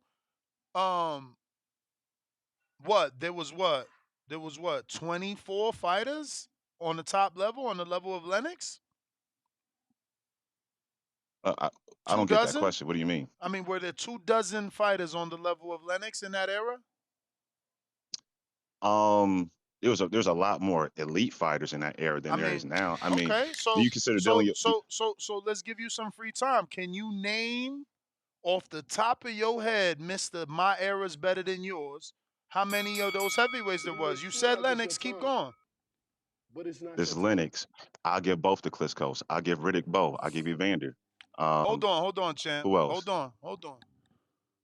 If you're gonna get free time, you can't put Lennox and Klitschko in the same era because yes, he fought Vitali, did not rematch him, retired. Vitali went on to have a long career, and so did Vlad. So that's like, Floyd retiring in the era of Earl. Just saying. Bruh, Just saying. the Klitschko's fought for a long time, so they crossed over I mean, all you eras. got to do is check You know their what I'm saying? birth dates. You feel me? You can't put them in Lennox's So, era. so what I gave you Lennox. I gave you Riddick Bowe. I gave you Evander. I gave you Hakeem 2 Klitschko's. Rockman, Monty Barrett, Oliver McCall. Like, bro, for every heavyweight you say, I can name one from my era. So you who would you compare Dillian White to? Oh my God, there's so many. I just named Oliver McCall. I just named Monty Barrett. I could find way Those guys are more. not those are not elite guys though. I named elite guys. And you asked me to name a comparison to Dillian White. I'm sorry, is he elite? No, he's not. He's not. He's So not. shut up when I'm talking, because you wildin', Okay. sounding crazy. So The give me man some never elite won a fighters. world title. I mean, the men I mentioned, Monty Barrett, go check his resume. Oliver McCall didn't. I mean, don't he got an upset on his record? Hakeem Rockman, didn't he knock out Lennox Lewis? The fuck is He we got a talking? John And Ruiz. He I'm got a not John even a Ruiz though. Is historian, John Ruiz? Danny. Is he elite? Is he I'm not elite? even a historian. I'm making you look Is bad. Andy? Chill, Is champ. Andy Ruiz elite? Is Andy elite? Oh, so winning 4 belts don't make you elite. What you gonna call it, a fluke, huh? You one of those guys. Was Andy a fluke? Andy proved it was a fluke? No, Didn't he, on the you rematch? one of those guys. It was a fluke. I was 10 steps ahead of you. I said what you was gonna say. The man that won 4 belts and the ring, it was a fluke. That's your defense to my era's better than yours. Get this guy off. No more free time How for was Andy look bums. since then? How was Andy No look more since free then? time for bums. How has Andy look since then? Yo, Exactly. how has Buster Douglas looked since his upset? And I guess Andy's looked better than Buster after Buster got his upset. Andy got wins after his upset. You feel me? What has Buster done since his upset? What did he do? You feel me? Like, you want to talk about that era and this era, we could both play that game. C-Dub, did you connect? Are you there? Nope. All Hold right. on, C-Dub. Hold on. No C-Dub. Hold on. Hold off. Don't go. Please don't go. You there now, champ. Talk to us. C-Dub, we hear you. All right, man. Yeah, that was classic, man. Yo, historian this. I'm not. You got You know your I'm not. card on that one. You got No. your card. No, I'm not a Yo. historian. Shout out TVV, smash that like button, it's free. Do something with yourself. Danny, man, you know a lot about UFC, Danny. You got to continue to educate, but let me help you out. Francis Ngannou didn't get that belt put on him because Dana pride and he petty and he was hurt because they was in tough negotiations. What came out and his Francis mouth? held his. What came out his mouth in the post-fight press conference, bro? Because I saw all your comments. Yeah. So I'm not sure what came out his mouth, but so yeah, I'm go not. ahead. Just like you're not sure what came out his, because I'm sure about that. But you talking about his feelings and his pettiness. I'm not sure about that. I just know at the post-fight press conference, he shitted on the fight. He shitted on the performance. Yeah, he would. He going to shit on the performance because of how Francis held his nuts on him during negotiations, and that since Francis Ngannou won, he was going to give him what he had to bend to his knees, or he was going to dip, or he's going to leave. He didn't want to give him the fact You know when Bob was on So the you was on the calling was on the cap? You calling cap on it wasn't? right, Cap. So He didn't want to. it was a He fun. his It was pride a wouldn't allow him to put the belt on Francis after Francis hit his nuts on him in negotiations. And now I'm the big dog. Now I got all the cards because I just won. So you got to. I'm the man. Just like when Woodley. Do you remember when him and Woodley had a feud and he left before when Woodley beat the white guy, and when he beat him he left. He was nowhere to be found because him and Woodley was in a feud. If you're in a feud with Dana, but you know what, Bob, you know when Bob and Bud was in a feud, and then Bud won, and then they was on the post press conference, and Bud and Bob sat there. See, Dana when it did that. See, Bob sat there while Bud said, Bob couldn't deliver. He just couldn't deliver the big fight, so he know I'm out of here. Like so, Dana even though Dana got all the pluses, he would not have sat there while his fighter did that. He not gonna. He gotta have the ups. He gotta have the upside. The odds got to be in his favor. That's just it. But yeah, man. Francis, he is. AJ is not the bigger fight. Eddie is a great salesman. Ariel Helwani. This is where boxing fans and MMA fans gotta, they gotta okay it. They gotta accept it because when you're on one spectrum saying somebody that got boxing fundamentals and they don't got a boxing chance and they know how to box. Now you got to listen to them saying that Ngannou could beat AJ and beat Zhang and beat everybody. Like it's the opposite side of the spectrum now that everybody have to be. This a new reality that we in. But everybody don't got. It's like Eddie said. Everybody don't got boxing fundamentals like Ngannou. Everybody don't got boxing pedigree in them a little bit like Conor and Ngannou did. What's up, Dan? Champ, do you know a gentleman by the name of David Tua? David Tua. Yeah. I mean, you talking about Tua the boxer? Yeah, David Tua, the boxer. Yeah. I mean, I don't know a lot about him. It was back. He was in the 90s, wasn't Yeah, I mean, he was Lennox Lewis era. he? Yeah, But yeah. people, That's as much as I know. but people seem to like him. They always thought David Tua was this great boxer that I don't think he won a heavyweight title. No. I'm not sure. But if I were to say Dillian White is our version's David Tua, would I be wrong? I mean, they both had a left hook. They both knocked people out. Dillian White's resume is probably better than David Tua. I'm sorry. Oh, London Runs Boxing. You just said he's a bad man, and you're from the UK. Can you tell me your opinion? Who's better? Now they saying he I was would have to go Roddy's back. era. I would really have to go back and take a look. But I think they look like similar. Oh, now he's But David Tua, the plumber. I know AJ will beat Ngannou. I really believe AJ, but people don't want to see him do a boxing match again. There's AJ Ariel wasn't. That's what Ariel was talking about. They didn't know that the most exciting fight is the statue.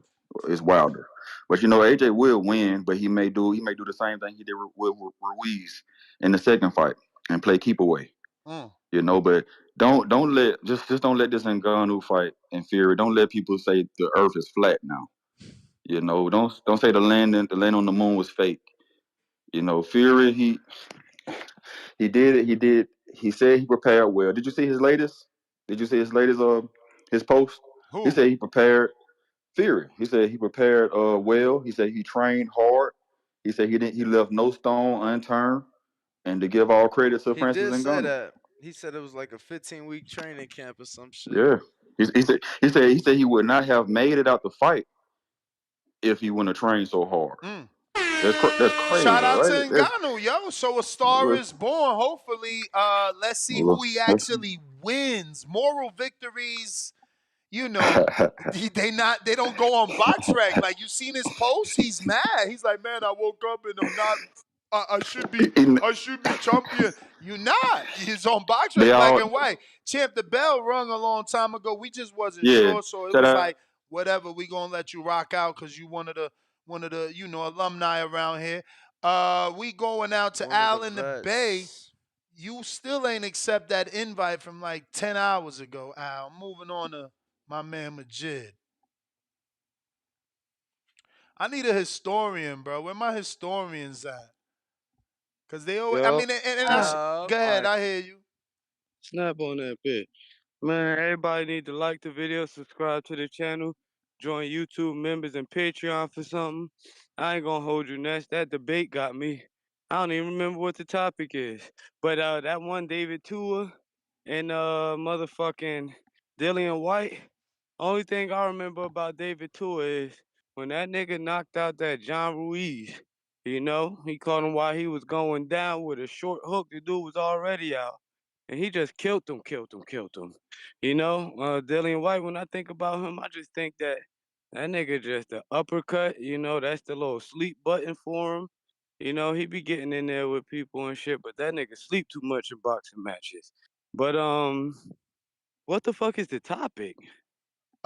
Is Francis Ngannou versus AJ bigger fight than Wilder versus Francis Ngannou? According to Eddie, AJ versus Ngannou was bigger, and it would be Rumble in the Jungle 2 if they did it in Africa. Oh man. Shit. If say is bigger, uh I think they equally as big because both of them niggas, AJ and Wilder, they be doing like going to Africa and paying their homage to whoever over there and shit. You know, they both colossal as men, you know, just big as shit. You know, I just feel like when it come to AJ, it's like, you know, we kind of be thinking that his tail tuck, you know, like with the Hellenius, I thought he was going to just get that nigga out of there, but they say he was working on his skills. He looked like a better boxer. Then you see Wilder just starched the nigga. Only person to beat Wilder was the Fury dude that Ngannou just did what he did, like made it look how it looked. Now people perceiving it a certain way.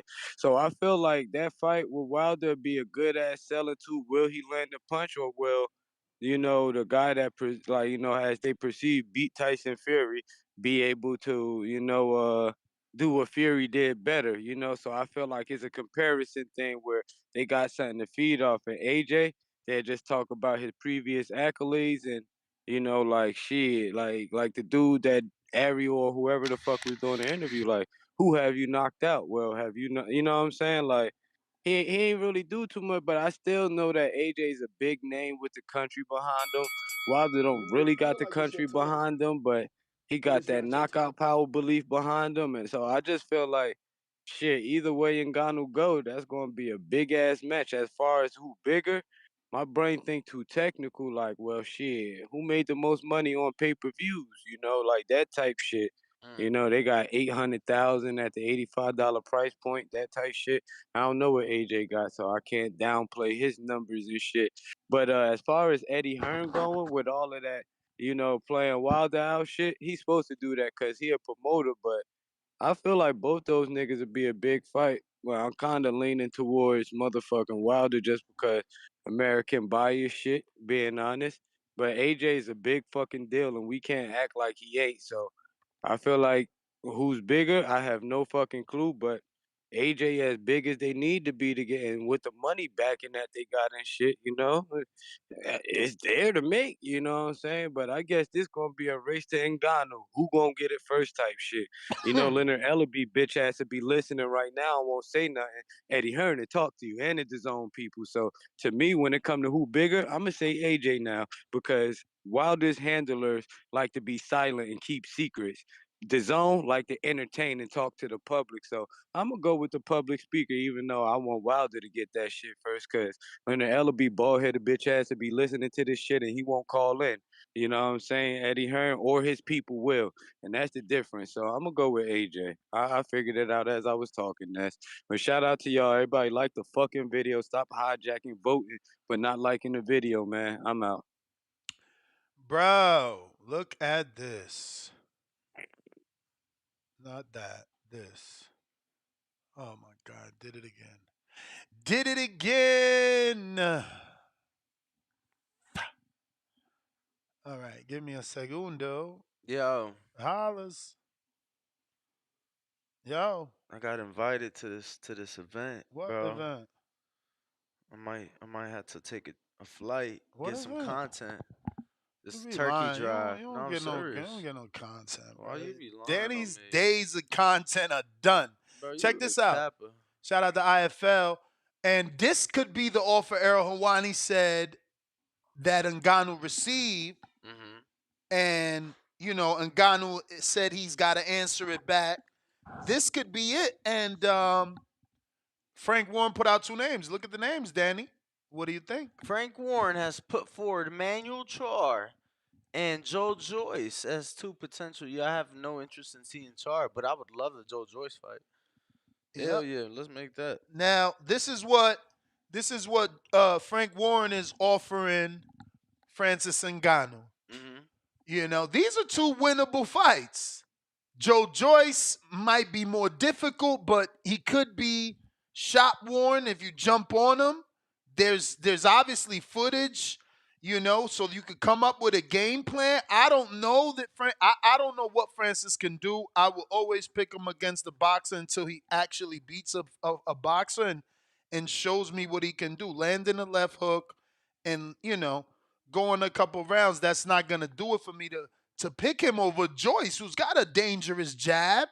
He don't move his head, so he could be hit.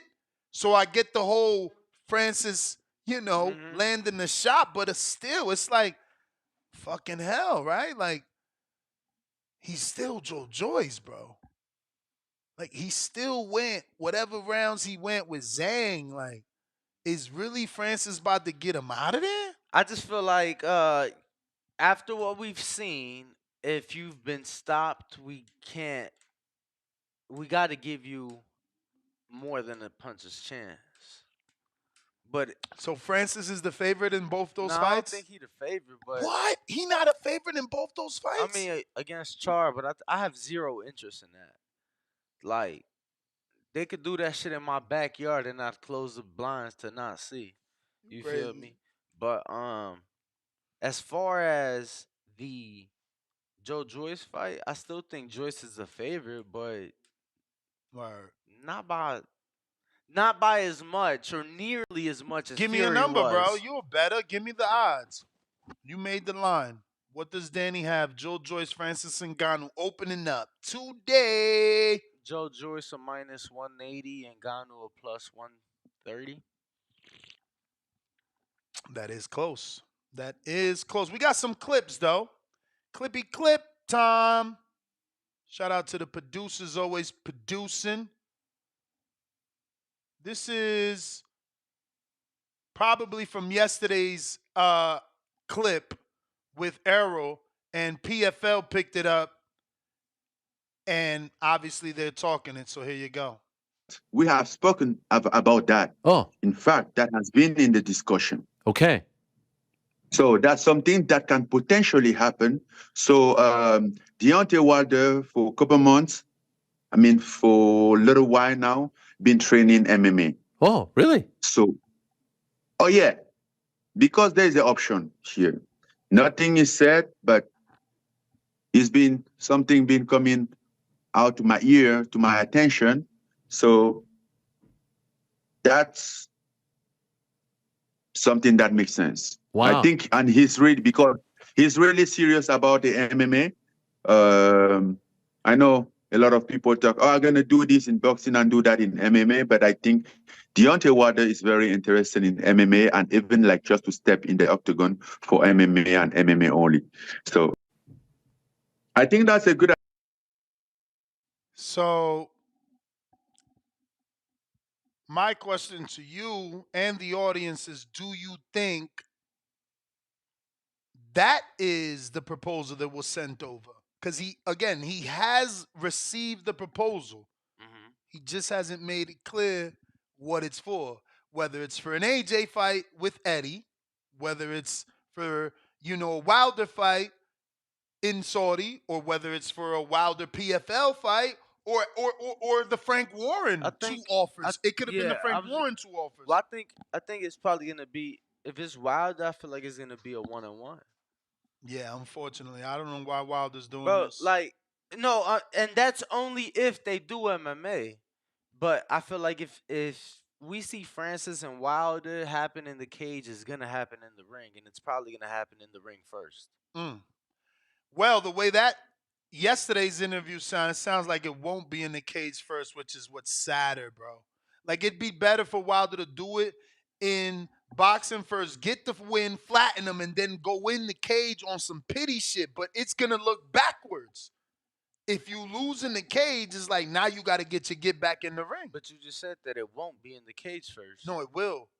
According to yesterday's interview, that's what I'm saying. I thought yesterday's interview with Francis. Yeah. I thought his interview said that his next fight is in the cage. That's my point. Again, there's a bit of speculation. The man received the proposal. We don't know what it's for. So it can be the many things that's being discussed. A is Eddie because Eddie said he's already in communications with Takeshi, or I don't want to butcher his name, but I already did. B, it could be the PFL offering Ngannou the Wilder cage fight. Okay. Or it could simply be Frank Warren, who already stated he had a meeting with, he was set to meet Ngannou, and now has come out and said he's put up two names. So it could be three different things, let alone the fourth option of just a Wilder boxing match, not a cage match, because Wilder's trainer said Francis and Wilder are in negotiations, allegedly. So there's a lot happening. Again, the one thing Errol said that's true, the man's become one of the biggest combat athletes now. I have to say combat because he's in two sports, but certainly in boxing, he's sought after. Everybody wants a piece of Ngannou. It's a race to Ngannou because, again, outside looking in, he don't look like he's gonna be getting these wins that the MMA people believe he's gonna get. So, you know, if they get him in the boxing ring, the boxers believe they can win. But we're going out. Man, let me tell you, he gets a couple fights, he's gonna stop somebody. Like somebody's gonna get upset. Not everybody's gonna be able to get up from that left hook, bro. Out of all the names we've talked today, who doesn't get up? We've mentioned Dillian White. We've mentioned Chisora, AJ, Wilder, Manuel Char, Joe Joyce. I think that's about all the heavyweights we've mentioned. I don't want to include anyone else. Man, probably Char, Chisora. Remember Char fought Vlad, bro? Yeah, but how old is he now, bro? True. You feel me? How long ago did he fight Vlad? You know, same shit with Chisora. Chisora's old. You feel me? But still dangerous. Like Chisora, Definitely dangerous. I don't know that he goes down either. That dude. I mean, only dude to knock him out that I can remember, like knock him out, is David Hay. Dillian knocked him out, right? Did he? Bro, in the bro. Oh, the rematch, the left hook, right? No, I don't know. I don't remember. And I'm pretty sure. I think you're right though with a left hook and or uppercut. I'm pulling it up, but if I remember correctly, Chisora was winning up to that point. I feel like, you know, but White, you know, he's only lost by knockout, so I feel like you gotta consider him if that were to occur. Yeah, it was left to the head. Yeah, and Povetkin put White out too with a left uppercut. At the time of the knockout, two of the judges had Chisora ahead in that Dillian White fight. So again, still dangerous nonetheless. Remember Povetkin knocked out Dillian White with a left hook, and that's what landed for Ngannou. But going out to the phone calls, Anthony, one of the two biggest Ngannou predictors here on the show. What up, champ? Hello. Anthony? Hawk in Maryland. That's strange. Yo. Let me try. Anthony again?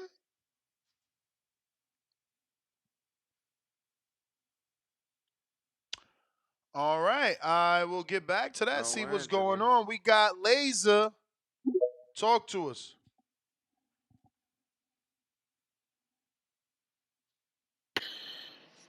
Yo, what's going on, boxing host?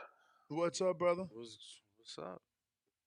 Hey, living a good Tuesday, man. Just got a break from work. Thought I'd pop in and say something. The question is Joshua a bigger fight than Ngannou versus Wilder? I want to get by that point quick because I do want to talk about Fury a little bit.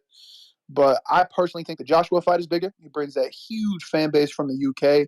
He's done some monster pay-per-views in his day.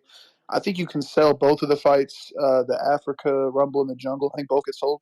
As far as what's a more exciting fight, I saw Fury land that right hand pretty flush a couple times. If Wilder lands it, who knows? So I think Joshua could sell more, but I think I'd rather see Wilder. All right.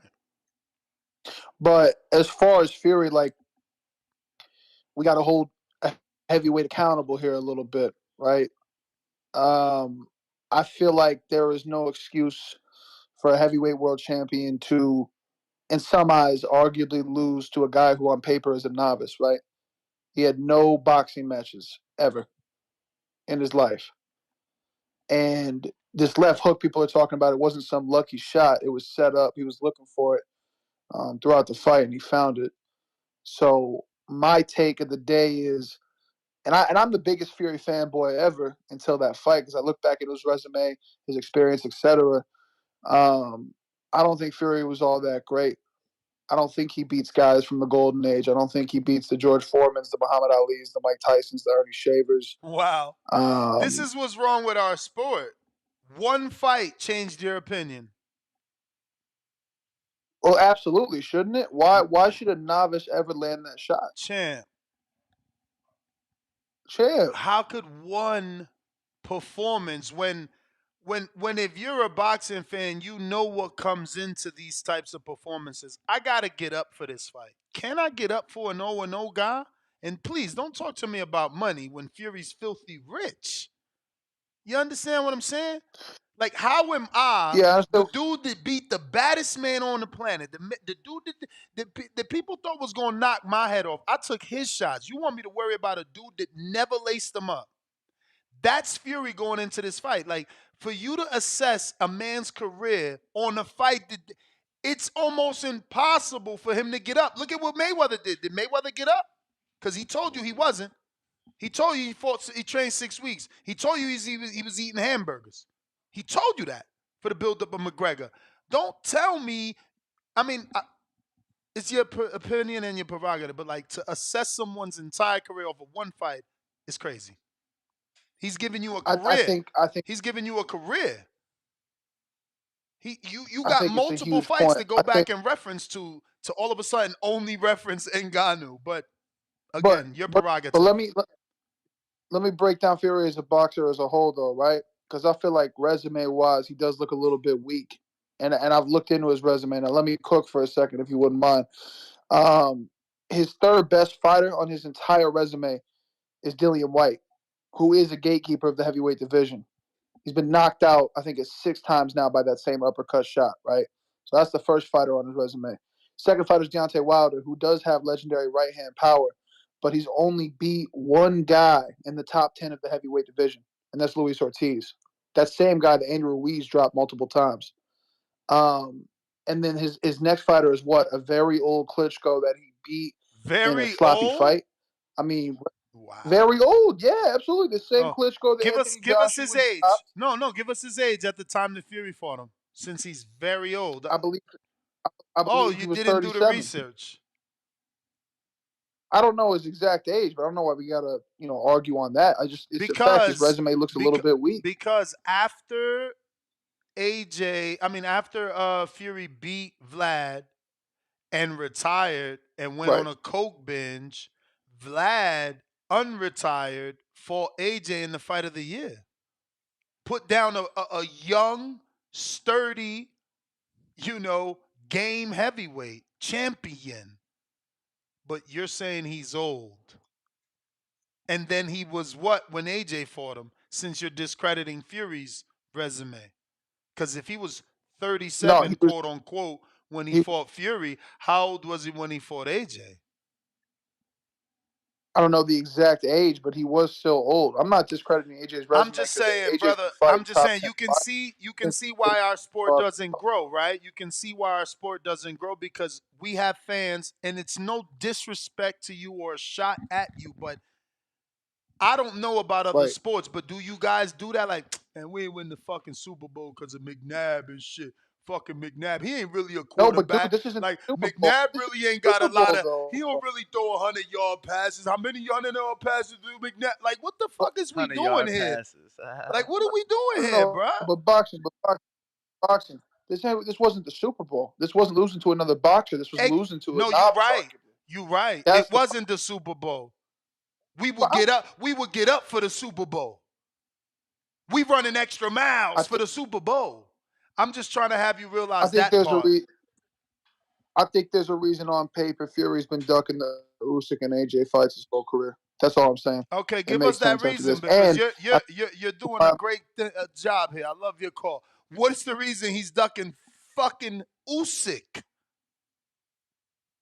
because Usyk has over 300 amateur fights, he was a gold medal Olympian, and he was a champion in the cruiserweight division, which means skill-wise, he's Champ, far better than Fury. champ, And champ. let me Did cook. those? Let me cook. Give me I a mean, chance. we both cooking because those 300 amateur fights did not fucking help Loma in the Salido fight. That is one very rare example of where amateur Okay, fights don't mean so nothing. how about this That rare is one. example? How about But this let me, rare example? Real How basy. garbage? That's another one. How garbage did Usyk look in the Minshew fight? But he can't. But Fury can't beat him. So Fury himself said on the Joe Rogan podcast he struggles against smaller guys, right? Let's reference that Steve Cunningham fight where he got dropped on his ass. Steve Cunningham was a cruiserweight that came up to heavyweight. Usyk is a far better skilled fighter and a southpaw compared to Steve Cunningham. Fury Okay. has always struggled with southpaw. Struggled with southpaw Ottawa Lean. Struggled with southpaw Ngannou. Let me get that first point though. Don't go too far. Don't go too far. Let me get that first point. Steve Cunningham, he struggled with him because he got dropped. I'll give you that. What'd he do? Get up and manhandled that little cruiserweight. No disrespect to my boy Steve, but he manhandled him. It was ugly. I did not like it. I complained, but he manhandled the cruiserweight. Fucking forearm on the throat, right hand to the chin. Good night. Don't forget to say that in your assessment of him fighting a cruiserweight. You failed to tell the audience how he destroyed the little man. All right, let me ask you this: why is it when he offered Usyk a 30%, thinking he wouldn't take it, and he signed it, he backed out of that fight? If he's so confident, I mean, it looks to let me me, tell you something. champ. It looks to me that he had the Ngannou fight. I want you to still be a Fury fan. All I'm saying is, if he backed out of the Usyk fight, it looks to me is because he had the bigger Ngannou fight that you should do before. Why not? You want to know how I look at it, champ? As simple as this: I think Fury needs to be a lot more dedicated to the sport. I think he doesn't need to be a lazy fighter. He needs to come in shape, like he did against Wilder too. And he needs to be in doghouse shape to beat a guy like Usyk, because Usyk will run circles around him. His footwork is better. He's a southpaw. He's tricky. He's faster. Fury had his lowest output of his career the other night. You know that? Bro. Lowest output of his career, bro. Bro, how much you the think? Novice. I almost want to end your call. You not thinking of anything at all but your side of the story. Like, how much money do you think is on the fucking line for the contract this signed with Usyk that the Saudis, who also paid him for the fucking Ngannou fight, are the ones paying him for the Usyk fight? But you somehow got him ducking Usyk. But the same people paying for both fights. But don't answer that. Just answer how much you think that fight is worth that he already signed. Of course ain't no, he not gonna fight like a dog when it's so many millions on the line with Usyk and Undisputed. Like, use your brain, bro. You're not using your brain. But you can't get, okay, how much money? Hundreds of millions. All right then, so end the story. Can I afford a cut? Can I afford a cut? Can I afford to get hurt? Can I afford any of that? No, I can't, but I gotta go. I gave you way too much time. and I All destroyed right, you, bro. Like appreciate you're not thinking of the finances. Like it's finances. That dude got 120 million for an ESPN deal. He probably getting that for a Usyk fight. He probably getting that for a Usyk fight. Like how I'm gonna go in here and I'm mad that I look bad in this fight. Let me prove something to the fans and end up worse than he was. He already got a dent in his head or whatever the fuck he got. There's an abrasion. I don't know, bro. When there's that much money on the line, you gotta do what you gotta do. A win is a win is a win. And guess what? If he wouldn't have got it, we wouldn't be talking about him. I feel like the mistake, and Fury even touched on it, was saying that he wished they wouldn't have announced the fight. That if it was his call, the Usyk fight would have never been announced before Ngannou. And I feel like I'm gonna be honest with you, bro. It was a bit of overlooking, to an extent, and perhaps look, I even remember, and this was before I met you and started working for you. I remember the criticism Canelo got for not stopping Chavez. He stood up in between every single round, and people felt he should have took more risk. And what happened as soon as the fight was over? Here comes Gennady Golovkin, and we already got the date, and tickets go on sale on this day, and we're doing press tours on these days. So I feel like that was another situation where Canelo knew he had a bigger bag on the line. He was fucking Chavez up, but he didn't take maybe that extra risk he would have to get him out of there because he didn't want to mess up that I mean, that Triple G bag. that phrase is very common in this generation of not fucking up the bag. I just don't see how people can't see that. But again, we live in the moment, and as fans, I think that's what's wrong. Is like one performance, and he wants to tear down everything that Fury did plus Wilder.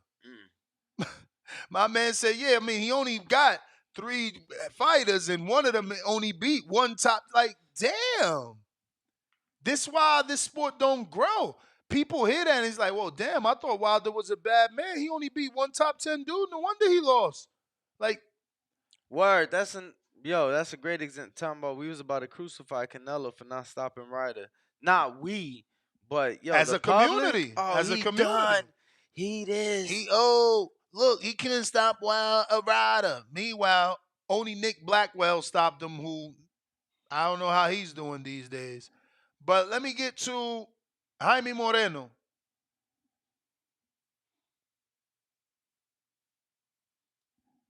Jaime on Discord. What's the word? We hear you, champ. It's the Hold word. on, let me turn up the volume real quick.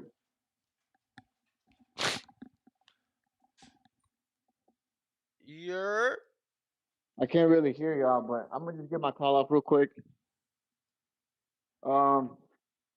You gotta love it when Eddie stirs up the pot, man. It brings good conversations to the table. But man, these MMA fans ain't gonna let us live down that knockdown. Even though I always say that an unconventional fighter is gonna give the conventional fighter, which Fury isn't really a conventional fighter either, but it's always gonna give him issues. So I'm not really knocking Fury for looking the way he did. Although, as a fan of boxing, I would have preferred him to at least put him down. But you can't do it all the time. But I really think that AJ's a bigger fight commercially, man. AJ's real big on that side of the world. And Eddie's got the Saudis on speed dial, so and I think they got love for Francis too. So that's a big fight. But as a hardcore, I gotta say Wilder's a better fight. Power versus power. And they're pretty much on the same skill level, so it'll be an interesting fight. But we'll see what happens. I think they got to strike while the iron's hot. Get Francis in there with another big name. First half of 2024. But that's all I got. All right, champ. Appreciate it. Yeah, I'm sure we'll see Francis in there with another big name for That's where sure. I'm at with it, bro. Don't do the McGregor thing, bro. Don't do a one and done and lose all that momentum you got. And he got way more momentum than McGregor because, McGregor got stopped. Adrian, Uruguay. ¿Cómo están? ¿Cómo están? Buenos All is good. dias. How are you? I'm doing fine. I'm doing fine. I was just talking with my brother. My brother lives in UK in Manchester, and you know he was telling me about this fight, and actually he believes that AJ is a way bigger fight than Deontay Wilder. Uh, I don't think people realize how big AJ is outside of the US. Everybody knows AJ, from commercials, from fights, from watching, Under Armour commercials and shit. AJ is big. And in the UK, you know, UK is always cloudy and raining. The Yeah. weather really sucks. I've Gloomy. been there twice. Yep. And that's the worst thing. The worst thing that they have, the weather. And I asked my brother, "What do you guys do here?" And he was like, "Well, drinking beer, whiskey, watching soccer, and watching boxing." So I think from the commercial side, the AJ fight is gonna be way bigger than the Deontay fight. But as a boxing fan, I would prefer to watch the Wilder fight. I think it's gonna be a better fight. But in my opinion, I think most of the top 10 heavyweights will beat Ngannou. And I think if Fury rematches Ngannou, he will beat him too. He will maybe knock him out. So, yeah, I would like to see the AJ fight or the Wilder fight. Both are good fights, but bigger. I think is the AJ fight. I think it's way bigger. That's my call, guys. I agree, man. Let me see if I got this working now. We restarted it. Kentrell, you there? We hear you. I think that we do hear you. I don't know. Could be Uruguay. Wait 1 second. We do hear you, so that's working. What's up? Wait 1 second. 1 second. Because I'm leaving the office. Oh, excuse me. All right, can you hear me? Yes, sir. All right, so this fight, to me, it really depends on, location, right? Because, number one, We can't understand you. Are you can you on understand me now? Bluetooth or whispering? No, is this better or no? No, it Just sounds. go for Yeah, it. You sound muffled though, but fuck it, do your thing. I said this fight depends on, location. If a fight happened, in the UK, Anthony Joshua is a big draw out there. I don't know if you guys know it or not. I don't think Tyson Fury is as big as Anthony Joshua is as a draw, and I also think that if it happened in the States, it needs to be Deontay Wilder, because I do think Deontay Wilder have a big following out here. And if it happened in Saudi Arabia, I think it should happen with Tyson Fury. It just depends on location.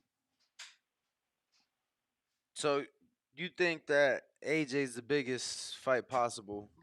Yeah, I don't even know what he No, said. I no, can't hear him, bro. I mean, that's I not. can hear him, I'm, but I'm, I fin- can't make it out. I'm about to message to you next on IG, all right? You about to message me on IG? Yeah, I'm gonna see what I was gonna say. You can just read it. Cool. I mean, I hear you now. You said you was gonna send me what you was gonna say. I could just read it. It just sound muffled. Word. It might be my location. My bad. If it's still good, right now, can you still Yeah. understand me? Just do it. Just do it. What I said was, I said it depends on the location of where it happened at. If it happened in the States, it should be Wilder, 'cause I think he had the biggest draw out here. If it happened in the UK, it should be Usyk. I mean, it should be AJ, because he got he was falling out there. It's nothing for AJ to put 90,000 Nah, it in is. It Wembley. is something, bro. He ain't. When the last time he did 90,000, No, champ? I'm saying though, he have a huge following out there. I don't think they follow Tyson Fury like as much out there. I mean, And you Tyson got to think even after the night. Tyson is the one selling out now, and Tyson is the one with books and Netflix documentaries. Yeah. Like, I mean, like, don't get it wrong. I feel like AJ may be more of the commercial star, but when it comes to boxing and selling tickets, I think right now Tyson Fury may have the momentum. Like, we was just in the UK for AJ's fight. You know, don't get me wrong, he sold out the O2, but it's like, bro, Fury ain't fighting in no arenas if he got anything to say about it. He's selling tickets, like real tickets. See, I lived out there in the UK. I know how big AJ is. Like Fury needs a name, so he can be buzzing like that. He needed the Wilder. He needed like the AJ. But even after Fury knocked out Wilder, no one was really going crazy for Tyson Fury like in the UK. That's why I think that it depends on location. If the location happens, if they fight in Saudi Arabia, then yeah, Tyson. If they fight in the UK, it should be AJ. And if you fight in the States, I think the biggest fight would be Deontay Wilder. It just depends on where they fight at. you want your free call with that? You may feel like it's your time, but it's not your time. I just got a quick little shout out. I want to say shout out to Jermaine Hollett. He got a fight coming up November 11th, and we expect him to get a knockout. That's all, man. Take it easy, y'all. All right. Appreciate you. We got. Did we ever read? You read Nate's, right? The Yes. members. An average boxing fan. We got you, Renaissance Dad. We got you, Renaissance Dad, with the $10 super chat. Thanks for releasing your boy from solitary. I think both AJ and Wilder clear Francis with ease and won't take him lightly, like Fury. Bo and Bama, $2. Ngannou beats Ali. Too big, too strong, too much heart. You talking about Nico Walsh, Ali? I hope so. RNS. What Ali time? RNS $2 says, who will promote and pay for Dillian White versus Francis Ngannou? Man, you sound silly. Who else? The Saudis. And AJ. I mean, and Matchroom. They don't need the Saudis.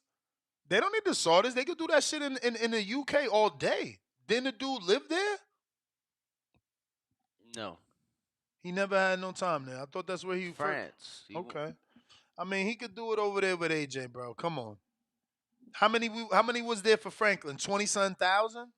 30-something thousand? You know, the thing with the UK is always the purse. Is they going to be able to make that money out there that they made in Saudi?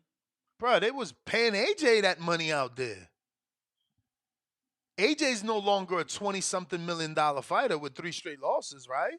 I mean, he only got 3 straight losses, but pretty sure they said that if Fury Joshua ever happened, it wouldn't be in the UK.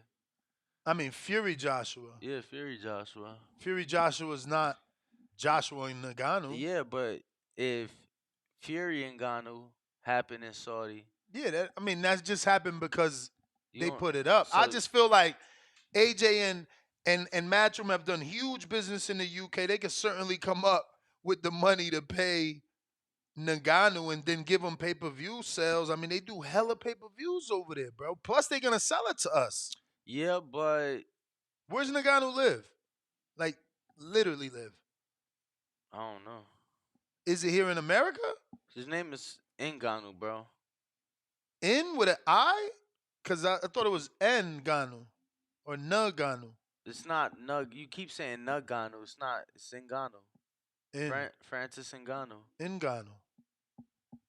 Let's see what the audience says if they believe it's Ngannou. It's not Ngannou. That's for sure. It could be Ngannou. It could be Ngannou. Put the computer bitch to say it for you. She's not gonna be able to pronounce the African tongue. Anyway, So, Mr. Oh, they're saying Google is damn, saying bro, that he fucking fights- vape looks huge. What the hell? Hey, champ. Don't you quit that? I thought I did too, bro. So the vape is stronger than you?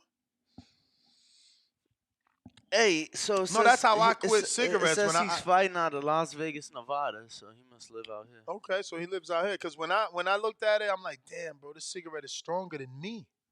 And then I was like, no, you are not. You have no control over me. And I just quit cold turkey, bro. You can do it. You got to look at this as a disappointment. Like, damn, I said I was gonna quit, and this shit got me again. That's how you got to look at it, as a disappointment. Then you have the motivation I mean, to beat it. I feel like all in all in the right time, right? You know, like when I chilled out on the drinking. Honestly, I hear all that, but in the words of Adrian Brunner, set that soft shit up. You already smoke weed, so you get in your fix. The vape is the same shit. You get in your fix by smoking. You already inhaling Bro, some sort of smoke. you already getting your fix Set by that smoking. soft shit up and quit. Why is you using these like machines? Bro, that's all and weed. shit? That's a dabber. Yeah, where the Dabby flower dabber. at? Where the Dabby flower dabber. at, bro? The flower is actually pressed and they extract the THC juice. They freeze it down. Then I drop it in there, melt it up. And that's the boiling part or the bubbling part. So and then you just like I'm inhaling battery and shit, you is too, Bruh, champ. You putting I that ain't shit. saying none of that. I'm just saying that's I'm just nicotine. saying. But I'm moving on, champ. Bro, It's and all that's good. something else. Did you know? get the Mr. Calderon? Nope.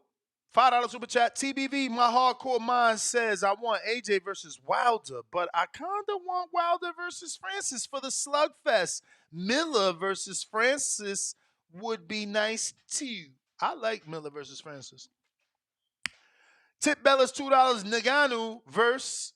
Ngannou versus Luis Ortiz. Double exclamation point. He must be a Wilder fan, right? Everybody is saying that your pronunciation is wrong and mine was right. Okay. Um, Dwayne, I think the book ship. I got a whole thing here. Let me see. I got a receipt here. Let me see if the book shipped yesterday.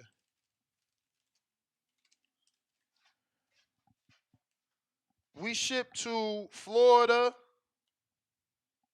No, the headphones and the Viper bag was shipped. That I'm never doing another Viper bag, FYI. how much that shit hit you for? I'm not telling you. It ain't cover the cost. It had to. I don't know. You know I smoke. Leonard Sterling, 2-pounder. Turkey, I lost shish offer. He was on show before Francis. We got to figure out how to pronounce his name. Okay, but that offer still doesn't tell us what it was. Right. Because the Saudis still own PFL. So it's they don't own it. But yeah. they obviously got influence. We got Yonel, $10. You was about to say?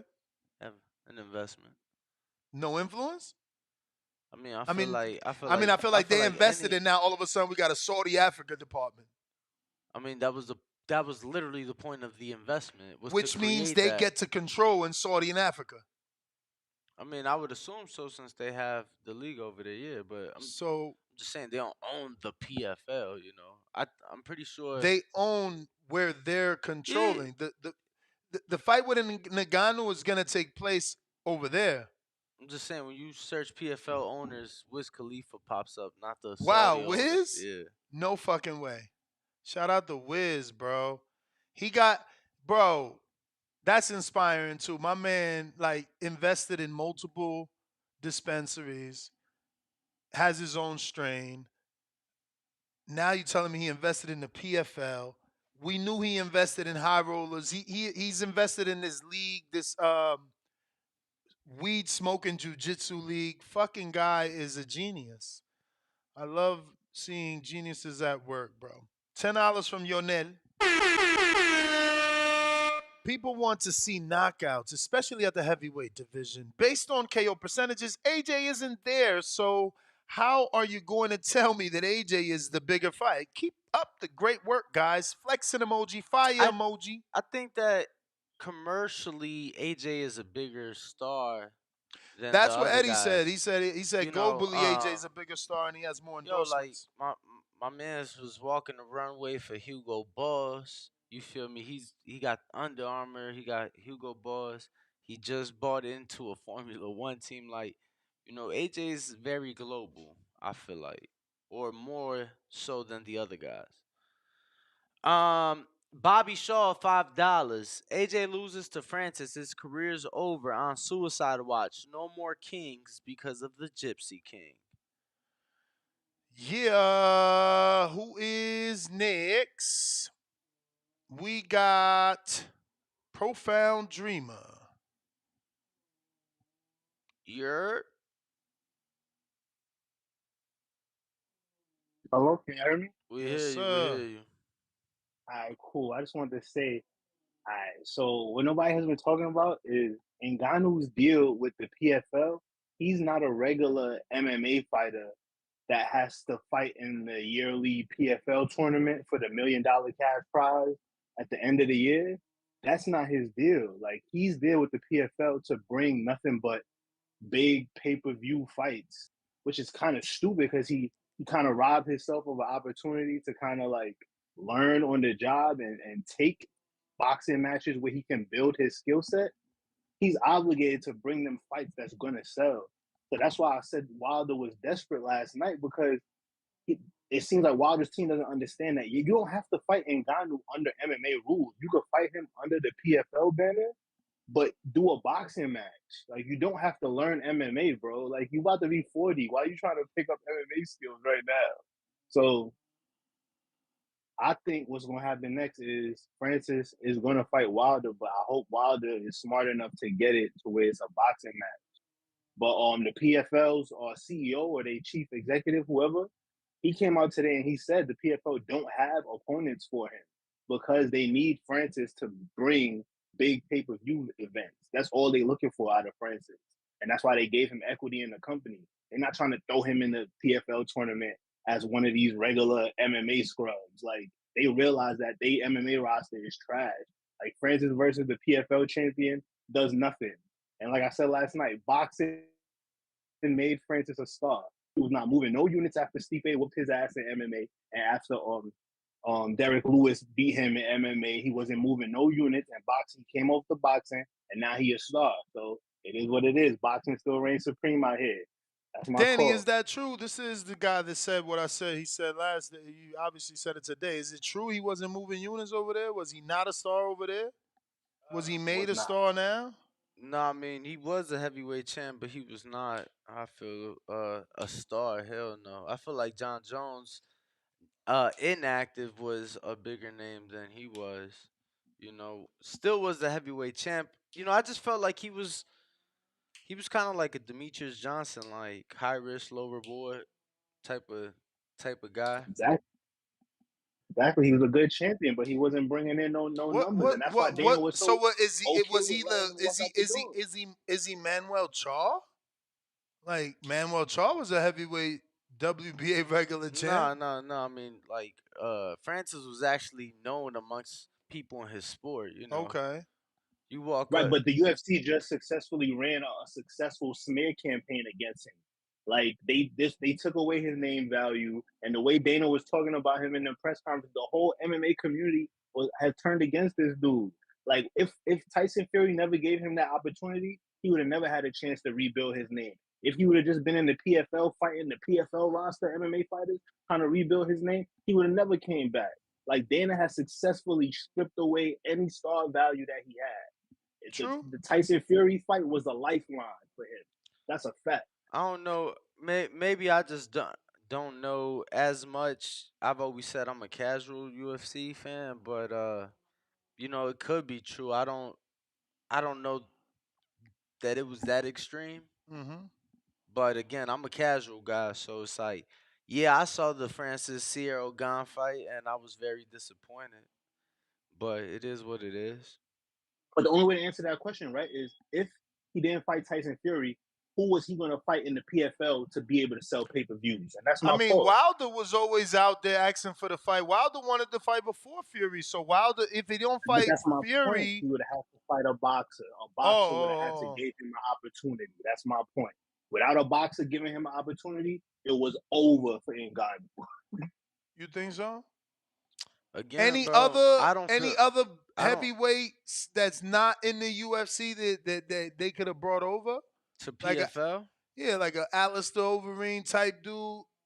Not that one because he's old and you know what I'm saying. But like, is there not someone that also left or built a name from Strikeforce or from whatever those other ones is? There's no Chris Cyborg out there. What the fuck? Feel like Exactly. That exactly would have not been really, fighting no. heavyweight Chris Cyborg. But that's my call. I I'm gotta really go, trying y'all. to Peace. think, but it's like I feel like it would have had to been in the UFC. So then he's right. He got a lifeline. If you can't build Again, your name without boxing, no, again, I don't know that I agree with that though. I felt like he did have a name. okay. But I don't feel like he was a superstar. But how many superstars do we have in our sport? No. You get what I'm saying? So that's not to take away from him. Mm-hmm. But is he a needle mover? Like perhaps John Jones, he moves the needle. Connor, I mean, he is the needle. You know, not many superstars. Ronda, she was a superstar, but I feel like I could be wrong. I just don't know that he was that lifeless. He makes it seem like he ain't have no oxygen left in his Well, I'm body. sure we about to get a different opinion from Anthony. What's up? Hello. Yo, what up, my brother? Hey, we back. We back. I don't know what was going on with the with the blog talk tripping, but yeah, all right. So the truth is Francis was not a superstar. But there's only like 3 superstars like in all the combat sports. You know, you could say Canelo's a superstar. You can say Joshua's a superstar and I'm talking about boxing side. As far as MMA side goes, we've had maybe in the modern era 3 or 4. So you're talking Ronda Rousey, Conor McGregor, Chuck Liddell, and you know what? I'd say John Jones, because John Jones' last fight did 1 million pay-per-views, 1 million pay-per-view buys against Cyril Gane, and it lasted like 30 seconds. So, and also y'all were talking about what Francis was offered to fight John Jones. How much would he have made in that fight? He was offered 8 million plus pay-per-view. So if John Jones did 1 million with Cyril Gane, he does at least 1.5 with Ngannou. So you're talking $20 million for that one UFC fight. Now, that would have been the only fight that would have paid him that much, which is probably the sticking point, because Ngannou wanted sponsorships and shit that he knew we couldn't get, because they don't allow that shit in the UFC, because guys was coming in with Condom Depot and wearing Speedos in the octagon for sponsorships and doing that shit. Like, you know, in Russia, when they put the sponsorships on their back, when they literally, like, spray sponsorships on their, like, you know what I'm saying? It's craziness. It was getting out of control. So I get it. But everybody Yeah, they out was there doing that wants shit this in the money. UFC, bro. Yo, You remember? so much so, Ness, like I'm talking about years and years. This was before I ever watched UFC, years and years ago. But the UFC had a deal with like one of those casinos on the East Coast that's probably like on Indian land or something like that. Bro, the motherfucker got a sponsorship from the rival casino and he got the shit spray painted on his back. So they had to like figure out a way to cover the shit because it was the rival property, and this happened on a UFC pay-per-view like many years ago. Yep. And that's a problem, because they have and remember when Brock Lesnar was like, fuck Bud Light and all this stuff, they didn't want to pay me nothing. But anyways, his next fight will be against, I would love to see him fight Anthony Joshua. I'm taking any bet, anybody out there who wants this money, go ahead and let me take your money, because Francis Ngannou is going to not only drop Anthony Joshua in a boxing match if they fight, he's going to stop him under 6. Remember I said this. I know you don't forget this. I know you don't forget. So remember I said it. If you want these odds, I'll give it to you with whatever you want, because you know I got you on the Cash App. So I'll slide in there real quick. You go ahead and slide back. I'm taking all comers, whatever y'all want. If that fight happens, Francis Ngannou is putting down Anthony Joshua. Okay, he ain't getting up from that left hook. He ain't getting up from that right hand. Champ, just because you talking betting, I will have you remember that he's gotten up from every punch that's put him down. Even the Ruiz fight, he wasn't knocked out. He was up in the corner. It was the referee's decision. Yeah. Yes, he did get up, but it doesn't matter. He went down a bunch. Well, and look, Andy Ruiz is not in the shape well, look, my friend. that Francis Ngannou. Don't you go too far, cause I just might take you up on that bet when the fight happens. All right. So don't you die Let's on get me, it. okay? I'm right here. I call it every day, man. You know what it is. Okay, I'm standing on business, and I'm calling it all out. I'm calling all comers, because y'all had a lot to say before the Fury fight. Oh, he ain't gonna land a punch. He ain't gonna do this. He ain't gonna do that. And what I call in to say, Ness, oh, he will. And when he does, I'm calling in to tell you I told you so. And I did that. So I'm doing it again, and I'm telling you that if he fights him in a boxing match, it's going to be a long night for Anthony Joshua. But we don't need Joshua. We got big fish to fry. We got Wilder on table, on deck for an MMA fight. It's going to last about 30 seconds. Everybody going to get their money's worth. It's going to be a nice, fun fight for the MMA fans. And he's going to go fight him in boxing and make that big bag. Ooh, I can't wait. I can't fucking wait. One calf kick? Oh, my God. Oh, my God. Imagine if he come out there and wrestle. It'll be over even quicker. You know what I'm saying? Oh, I need to see this.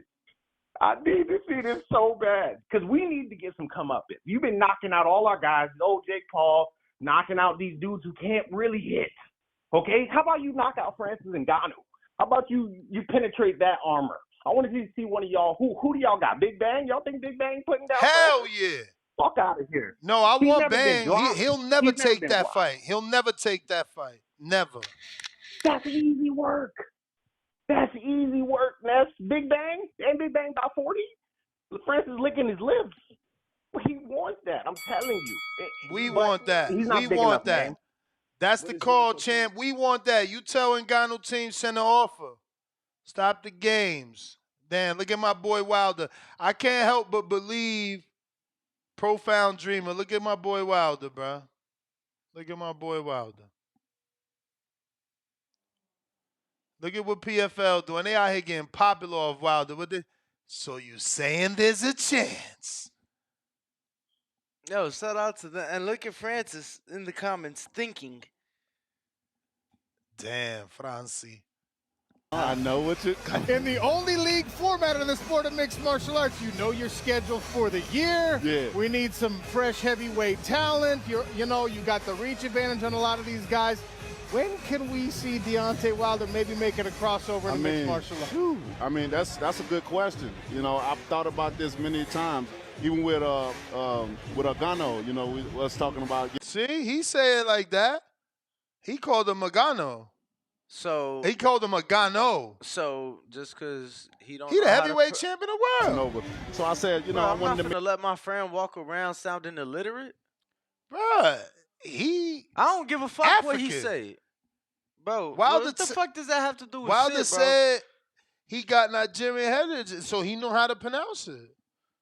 So having blood ties from somewhere makes him makes more- you educated. More than you. How you gonna know? Oh, all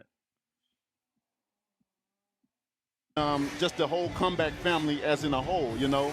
I said, well, how about you come to my backyard, and after we handle business, I can come to yours and cross over. And I really meant it, you know. So hopefully he keep it that way for real, because if you go in the cage first, I don't know, man. I don't know. Big Gucci. What up, man? Shout out TBV. Everybody hit that like and subscribe, man. Big How y'all Gucci. live? Before I hit the bell, does Wilder win in a cage? No. You got it, champ. He got a chance though. He's obviously got a puncher's chance, but I don't think he does. Like from the waist below, man, he just looks so fragile to like even the most casual person. Like the MMA fighter is definitely gonna try to do some tackle shit. He's gonna try to kick the leg and whatnot, man. But I do think he has like a puncher's chance. I mean, could you imagine that speed and 4 ounce glove and that power? That'd be devastating, man. But yeah, man. From that previous caller talking about Ngannou beat Zhang, man. What the fuck are we talking about, man? That's what I'm What are we talking talking about. about, bro? Anthony. He's wilding. Nah, he you gotta let him, right? He's one of the two that said this would happen. Bro, So, do you know what? he's on a high right now. You know how it is, bro, when you Say hit he's the on the lotto. high. No word. Yo, he got the adrenaline going, man. For But you know real. what Zhang would do to Ngannou? Bruh. Bro, that Beat man him would to a just it pulp. would flatten Ngannou, Beat bro. him to a pulp. I bet you Zane walk him down too, man. He walked Yo, Joyce Zhang. down, bruh. Easy. And Joyce was big, man. And listen, Zhang is You probably the smell that? most technical southpaw heavyweight I've Oh, seen in the smell shit. division in a while, man. I haven't seen a more technical southpaw other than Usyk than Zhang, and Zhang's got that technical ability with that devastating power, man. Damn, That dude you ain't punches think your hard. boy, Wilder's best friend was technical? Who's that? Who's his best friend? Luis Oh, Ortiz. Malik. Oh, Luis Ortiz. Oh yeah, he was technical, man. Honestly, he don't really got the size of Zhang. I feel like Zhang's got bigger hands, No, man. If for you see that sure. dude's hands, For sure, but if you look at his you were saying technical, so I just like, I feel like Lewis, he might be old, yo, but yeah. technically he is, that's the Cuban stings. Yo, but even so, I still think Zhang is even a little bit more technical than Luis Ortiz, man. I feel like he's got better footwork than Luis Ortiz. And I know them Cubans got good footwork, man. But Zhang, he'll walk you down when he has to. He'll use his footwork when he has to. He just gotta get you out of there within 8 rounds, man, before he gasses out. But within that first 6 rounds, man, Zhang is that. He's that dude, man. You don't want to be in there with him when he's got energy. You feel me? But yeah, man, that's my call. Shout out to Ringwalk Danny. Shout out to Ness. Y'all hit the Cash App. These boys putting in that work, man. I'll catch y'all on the next one. I'm gonna keep listening. Let's go, Got Trent. it. Appreciate you. General It may feel Camino. like it's your time, but it's not your time. Yo, that's Danny. What's good? What up? Yo. Cooling, man. Another day, another dollar. I can't complain. Um, yeah, I think Wilder is the best opponent for Ngannou. I said it last night, and I still think I'm sticking with it. He's been out the ring the longest, so if Well, you Ngannou saying was gonna best happen though, General Camino. I feel like Eddie is saying AJ is the bigger fight. So yes, you in can give us England, your yes, you can so give us your thoughts on what you're saying, but we would also like your thoughts on which fight you think is bigger in the world. well, it all depends on where it happens. Are we talking about Ngannou fighting again in Saudi Arabia, or Well, because according I to feel Eddie, who's out there promoting for his fighter, unfortunately, there's no one to promote for Wilder. But Eddie is saying that AJ and Ngannou would take place in Africa, and it would be called Rumble in the Jungle Dos. Now, for Wilder, we don't know where it would take place because they don't have anybody saying anything for PBC. All we know is that Wilder's willing to do one in the ring and one in the cage. So I can't tell you a location. all right. So first, I don't want to see Wilder in no cage against anybody. We could just cross that out. Wilder would do better numbers in Africa with Ngannou than AJ. I mean, If it AJ is was the in one that England, actually has the African tattoo. He's the one that actually lived in Nigeria, no? I mean, I don't really care about that, to be honest. I think personally, yeah, like you talking about an Africa tattoo, nigga. I could go get an Africa tattoo right now. Bro, Like, but what the fuck is going on? his parents is not just like my man lived his name is like super African. Yo, I need Mitty to jump on and like say his name. Like Yo, his hold on. Let me finish. All I know is Anthony Joshua go by AJ and Anthony Joshua. And to me, those is Caucasian names. So I'm going to leave it at that. Fuck all that weird ass African tattoo shit you talking about. Wilder and Ngannou would do bigger in Africa and the US than AJ. AJ would have to do Ngannou in England, and I think they would do more numbers, but it would still make more money in the States, like personally. But yeah, man, I would definitely want to see Wilder versus Ngannou. I think that's the better fight. I think AJ just a little too seasoned. it's not going to be that type of fight we'd want to see if AJ hopped in the Bro, ring with him. my man's And name that's just me is personally.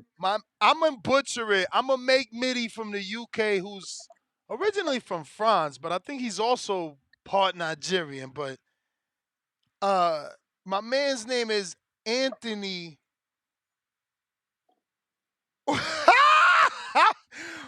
I'm about to butcher this shit. Anthony Olawafemi Olaseni Joshua. Yeah, but he don't go by that. So What like, the well, we fuck? Come about to on, just man. Like, I got a middle name. I don't tell you. It's on my birth certificate. It's on my social security card. Like, it's on my passport. What the fuck? Yo, you out here whatever with trying to that shit, rob bro. my man of his heritage. We The don't want to dude. see that, bro. I'm gonna be honest, bro. We don't want to see that. AJ is gonna go in there and he not gonna fight the right way. So we don't need to see that. And Eddie Hearn is not gonna promote Wilder, so I understand that. He not gonna throw Wilder name out there. That's not his guy. That makes sense. But I'm gonna leave it at that. Y'all have a good day, man. Y'all don't want to give AJ a shot, man. My man literally. I'm about to go to his wiki page. I'm pretty sure homie lived in Nigeria and everything, bro. This is crazy. Let me see here. Anthony Joshua. And let's see what the wiki says.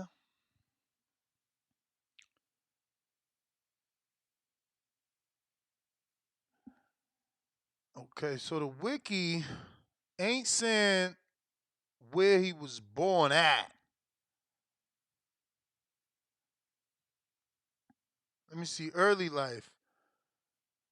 Okay, so he was born in Watford, so he's not born in Nigeria, while his father is Nigerian and Irish ancestry. Okay. His mother is Nigerian.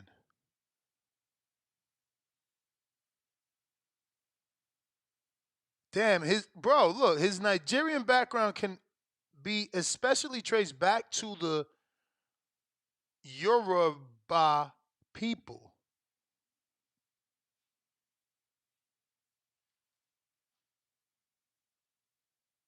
And he got a cousin with a Nigerian named Ben Jelemi. I'm not even I'm trying here. Midi ain't raised his hand. He said fuck y'all and how y'all pronounce his name. But he's certainly Nigerian. At least by blood, and his parents lived there. We got special feature in Louisiana. Talk to me. Yo, you hear me now? Perfect. To me, Wilder is the biggest fight, but I wouldn't expect Eddie Hearn to say that. I would expect him to say AJ is the biggest fight because that's his fighter, and he's seeing leverage. Because if AJ goes in there and knocks out Ngannou, that gives him leverage potentially for AJ for Fury if they want to do that fight in the UK, or maybe he even feels like that'll give him leverage in a Wilder fight because I do feel like Eddie Hearn does want those fights for AJ, but he wants to have some kind of leverage to make those fights where he feels AJ will get more money. But I do think Wilder's the bigger fight. I know Wilder potentially wants to do one in the cage and one in the ring. I don't know why Wilder should stay out of the cage. And I do think no matter who Ngannou fights, whether it's Wilder or AJ, or if it's Wilder or AJ, it should happen in Africa. You know, in the Republic of the Congo, which is what used to be Zaire, which is where the first Rumble in the Jungle happened. And if, they taking forever to do it, so if the people handling Nico Ali Walsh can get him back on the right track, having him on the undercard kind of brings something to it because then he's fighting in where his grandfather had one of his greatest victories. Now we got to get Nico back on the right track and get him focused because he didn't do too good in his last outing. And just throwing something out there that's way in left field. That a few years ago they were talking about a potential fight between Layla Ali and Clarissa Shields. If Layla's still interested in that and Clarissa is too, that could also be something crazy to have on the undercard because that's GOAT versus GOAT. Now I know Layla's older, but she said she'd come out of retirement to fight Clarissa, and if you can get that and put that on the undercard, But to stick to the topic, I think Wilder's the bigger fight. I think ever since Ngannou did what he did Saturday, people have been trashing Wilder like this man isn't 60, 70 pounds heavier than Wilder and an MMA fighter, so Fury couldn't lean on him like he leaned on Wilder. And this is why like, we can't, as boxing fans, we can't have it both ways. We can't say, yes, fight the fights we want you to fight that are usually the fights where you have the best chance of losing. Then when you lose, we're going to trash you and act like you're garbage and you were never a good fighter to begin with because you lost your toughest fight. They're doing it to Wilder. They're doing it to Spence. They did it to Canelo when he lost to Bivol. They wanted him to fight that dude again. It's like, we can't have it both ways. If they're going to take these tough fights, we can't trash them when they lose. Wilder's not a garbage fighter. Only one man who was near 7 feet tall and well over 300 pounds in both of those rematches is the only one that got up. And say what you want to say, and I've said it before, that first fight should have been a knockout for Wilder because go back and watch it. Fury was on the ground 12 seconds. But it's not your time. Okay. Looks like we got Hawk in Maryland.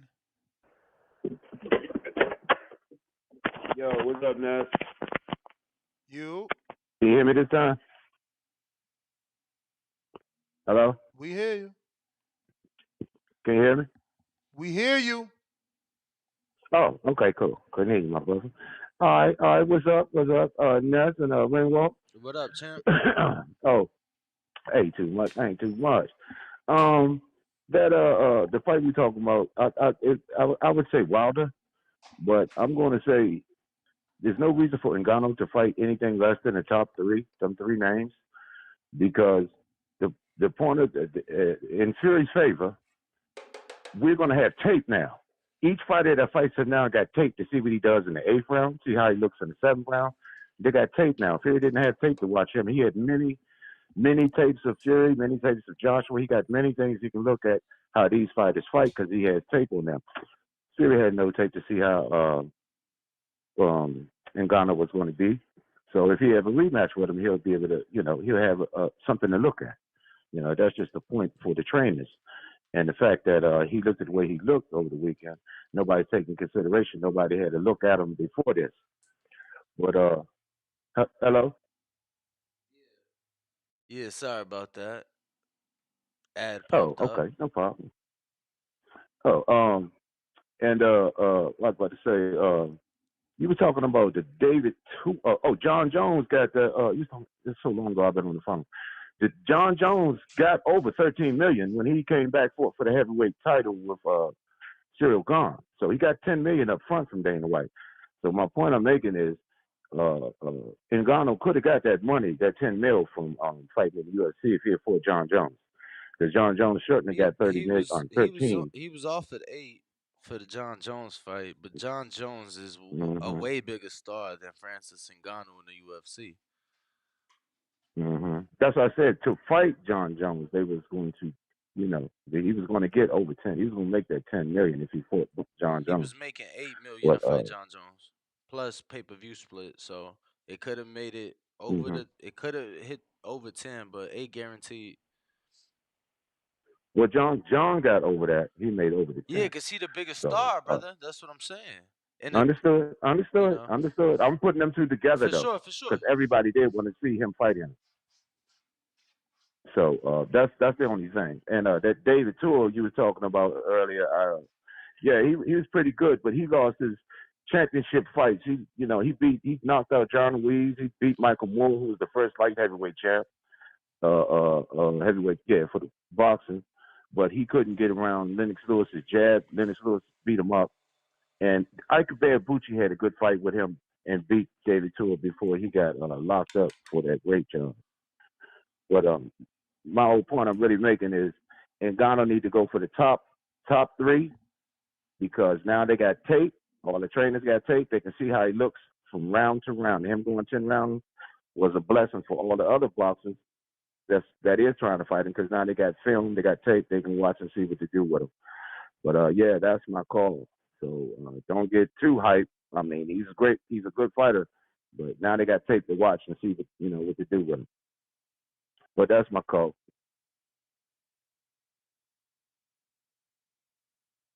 Appreciate the call, champ.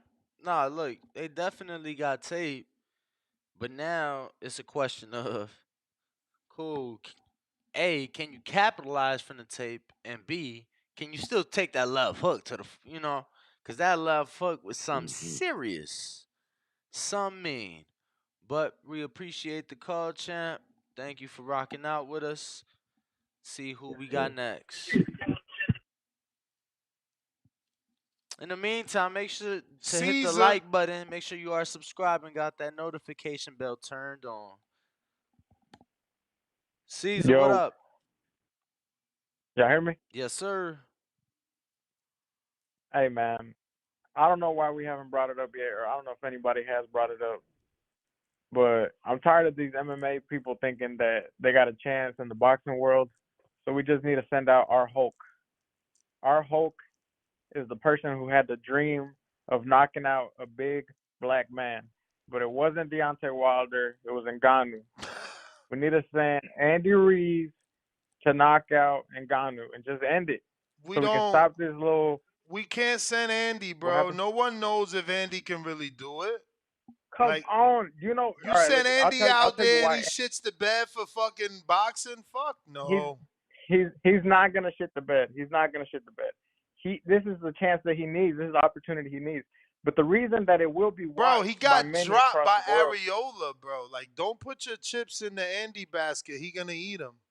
Yes, he had the dream, bro. He had the dream. He already visualized it. He already knows what's gonna happen. But the reason I say that Andy will make money for them as well is because the UFC has a big Mexican following. They have a huge Mexican following. You got the green print right there. Andy versus Ngannou.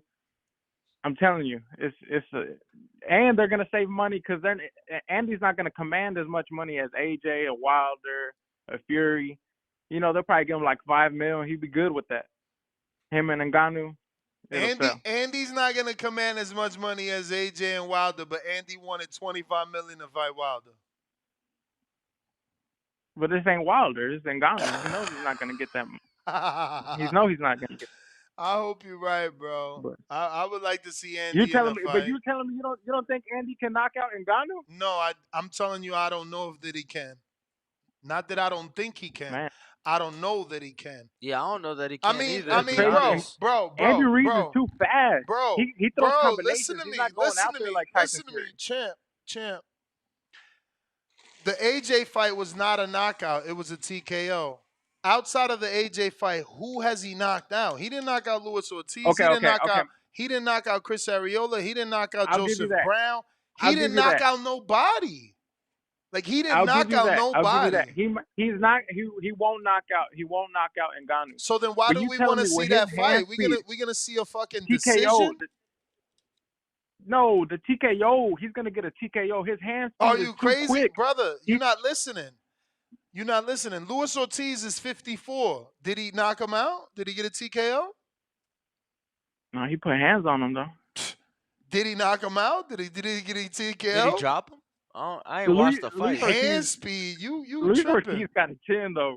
Luis Ortiz got a chin though. You can't say you don't. You know he got a chin. Bro, just Ngannou ain't never seen nobody with as fast hands as Andy Reid. Just let it go and realize that you like Andy, but you didn't realize he hasn't gotten a knockout.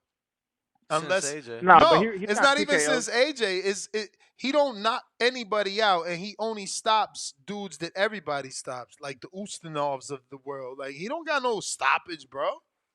Who he stopped? But who else stopped AJ? Bro, he got a TKO over AJ. And the TKO came from the referee. AJ was on his feet, bro. So if you want to put your money on that, that's okay. That's on you, though. I'd put money on that for sure. That's my call, yo. All right. Dang, that's Andy's cousin. He's Andy's cousin. There's no way. Champ. There's no way that's not Andy's cousin because it's like, come on, bro. Who's this guy knocked out? Like, does he even get knockdowns like outside of AJ? Does he get knockouts? Yeah, No, I mean, knockdowns, bro. oh, Fuck knockdown. knockouts. Does he get knockdowns outside of AJ, bro? I mean, if I remember correctly, that fight before under Danny Garcia. Yeah, you talking about Ustinov, bro? Yeah. Like that's you supposed to knock him out. Like Kansas meant to be tipped. Yo, we got Mike Hicks. He's saying he knocked King Kong Ortiz 3 times, knocked him down. I ain't watched that fight. That was You better a New Year's box fight. wreck that shit. That's New Year's. I was not even around to watch No, that. I mean that was motherfucker. Alex Vega, so I'm gonna take his word on it. Oh, that was Vega. Yeah. Yeah, he ain't getting no stoppage though. $2.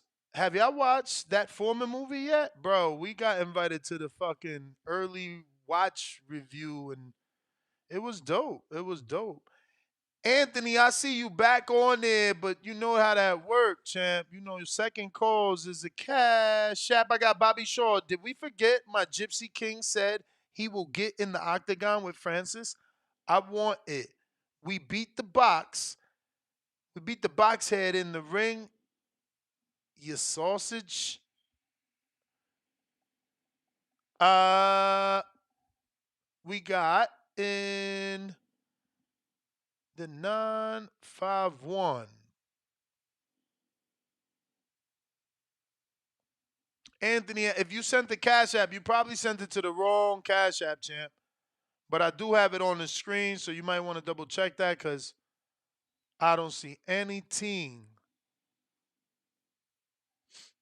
We going to Jaime. Nieto. No. Oh. This is in Temecula.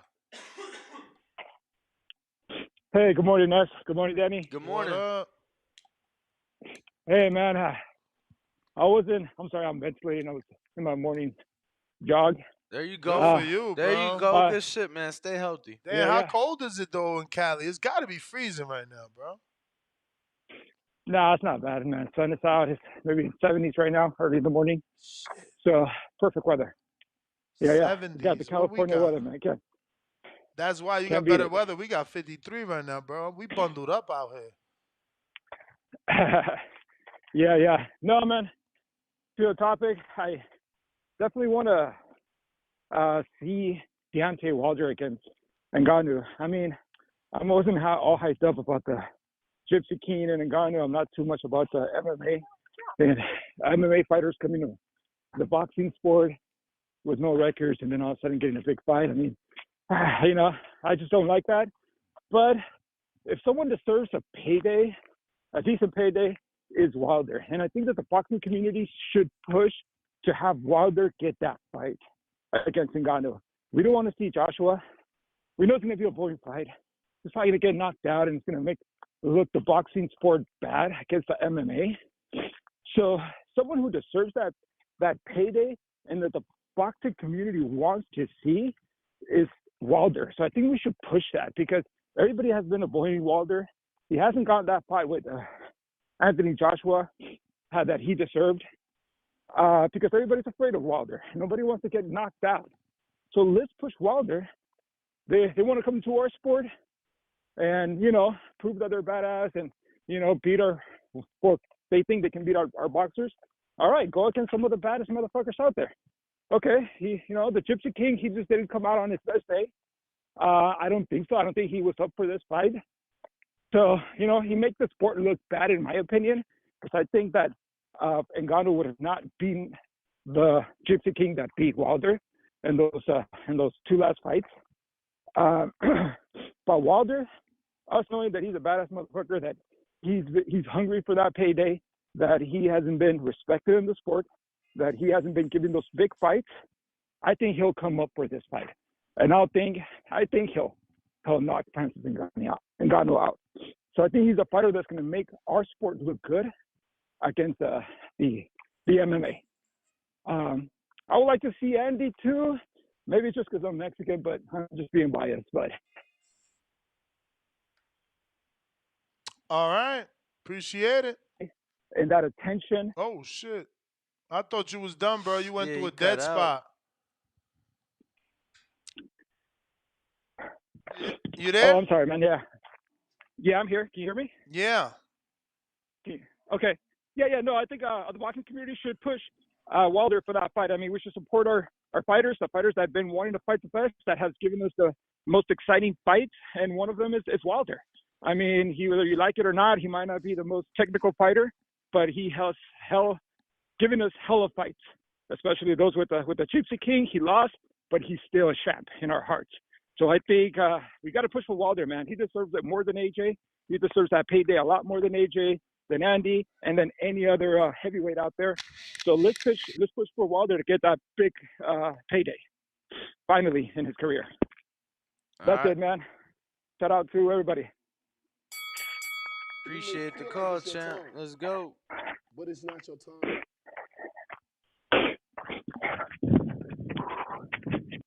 Borough City E, what up? Yup. Yep. What the fuck is it? What the fuck is up? Yeah, man. I ain't gonna lie, man. If we talking strictly boxing for Ngannou, the best, man, for me, I feel like just give him a little touch up, man. Let him start, because he already got a decent sized name. So, just give him somebody like Big Baby Miller. You know what I mean? I think the fake Big Baby would be perfect for Ngannou. For Ngannou. If they go to fucking New York with that shit, man, they sell out the damn Madison Square Garden with that fight, man. The way he go get the run in his mouth and then Ngannou talk his little shit back, I could see him. I could really see them sell that out. Then let him go into a Deontay fight. I mean, it's still a big fight right now as we speak. Don't get me wrong. Like, yeah, all of them. Anthony Joshua, the way he just performed against Tyson, people got to understand. Ain't no one name bigger than none right now. He get Joshua, he get Miller, he get Wilder. I'm talking about it's gonna be sold the fuck out. They got to see what he can do because they feel like if Tyson is the better boxer than all three of those, then those guys can't have a better chance than Tyson. So, I feel like everybody would probably jump and clean to that. And I got to be real, Ness. I was one of them ones, man. I had to let the liquor wear off, man. I was one of them ones saying Ngannou got robbed, man. I had to go back, watch that shit the next morning sober. It happens, man. It happens. I had to go back and watch it sober, my nigga. And when I watched that shit, you cannot give 9 and 10 away just that easy, man. Like, I feel like if he just won one of them rounds, he could, in a decisive fashion, they would have fucked around and gave him the fight. But, yeah, I mean, I had it. I mean, Tyson had about a round or two. You got to give him that. That jab, at least the jab was touching him. And Ngannou wasn't throwing shit sometimes, just walking around looking menacing. But, yeah, I'm with the Big Baby. That's his name, isn't it? Big Baby Miller, right? The fake Big Baby. Big Baby Miller, yep. Jarrell Miller is who you talking about? Yeah. Tell me you wouldn't like that fight, bro. I'm telling you, that should be funny as hell, bro. Miller gonna come forward throwing punches, and Ngannou not gonna be no way. And the trash talk from Miller, calling this man out his name, probably trying to copy the way he talked, that shit would be priceless, man. That shit would be priceless, bro. I'm telling you. Big Baby fucking Miller and then Ngannou, just a touch-up fight, and then let him go, get his hands on one of those bigger names. Yeah, man, that's my call. What y'all think about that? I love Big Baby and anything. That's for sure. We got who is on the phone lines? I don't know. Ninja Turtle? Hello? Yes, sir. It's you. Hello. Yes. How are you? Sensational. Good. Hey, I like your guys' oh, I apologize. No, you're fine. Go ahead. No, I like your guys' show. Thank you for letting me listen and also allowing me to speak. Out of the choices that you have here on the title, I think that Ngannou, Joshua, Rumble in the Jungle sounds good.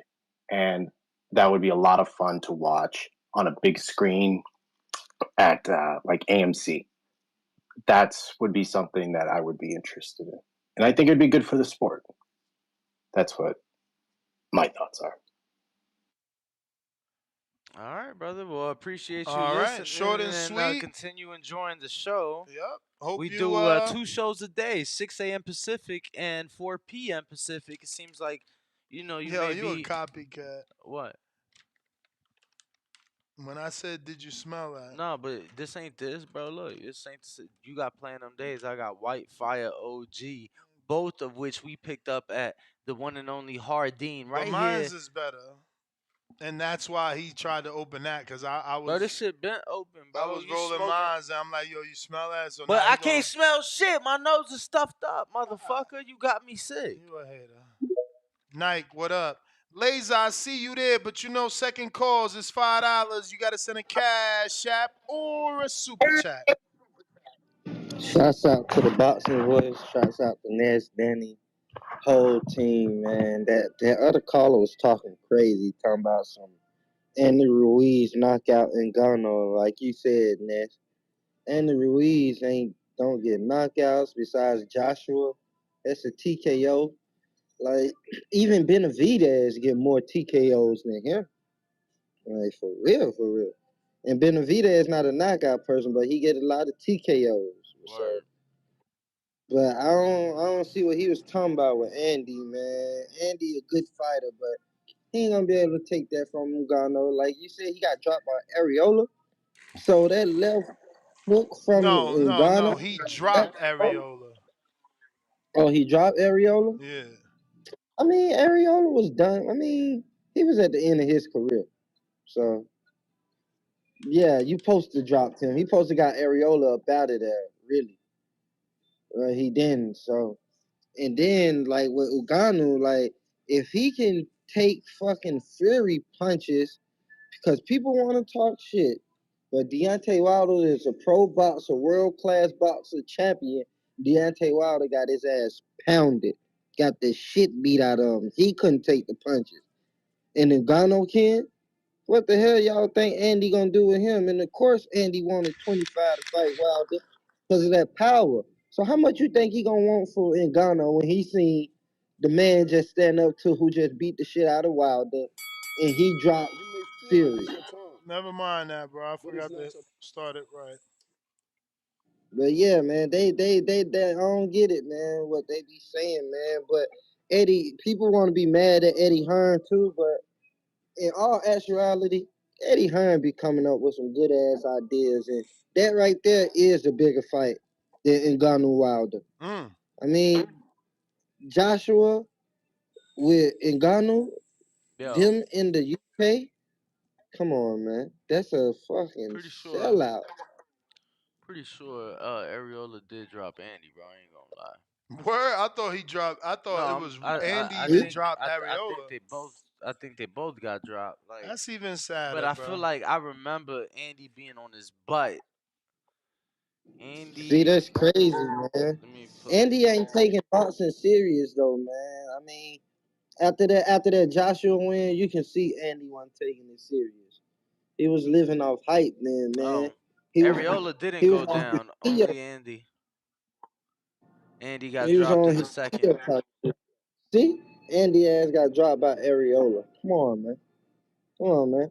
And Ngannou, man, people seen that power. Fury ass looked like he seen a ghost when he got hit.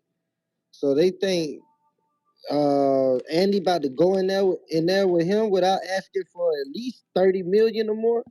Man, stop it. He want 25 from Wilder because he know if Wilder gets him right, I'm being he told done. Ruiz dropped down to a knee.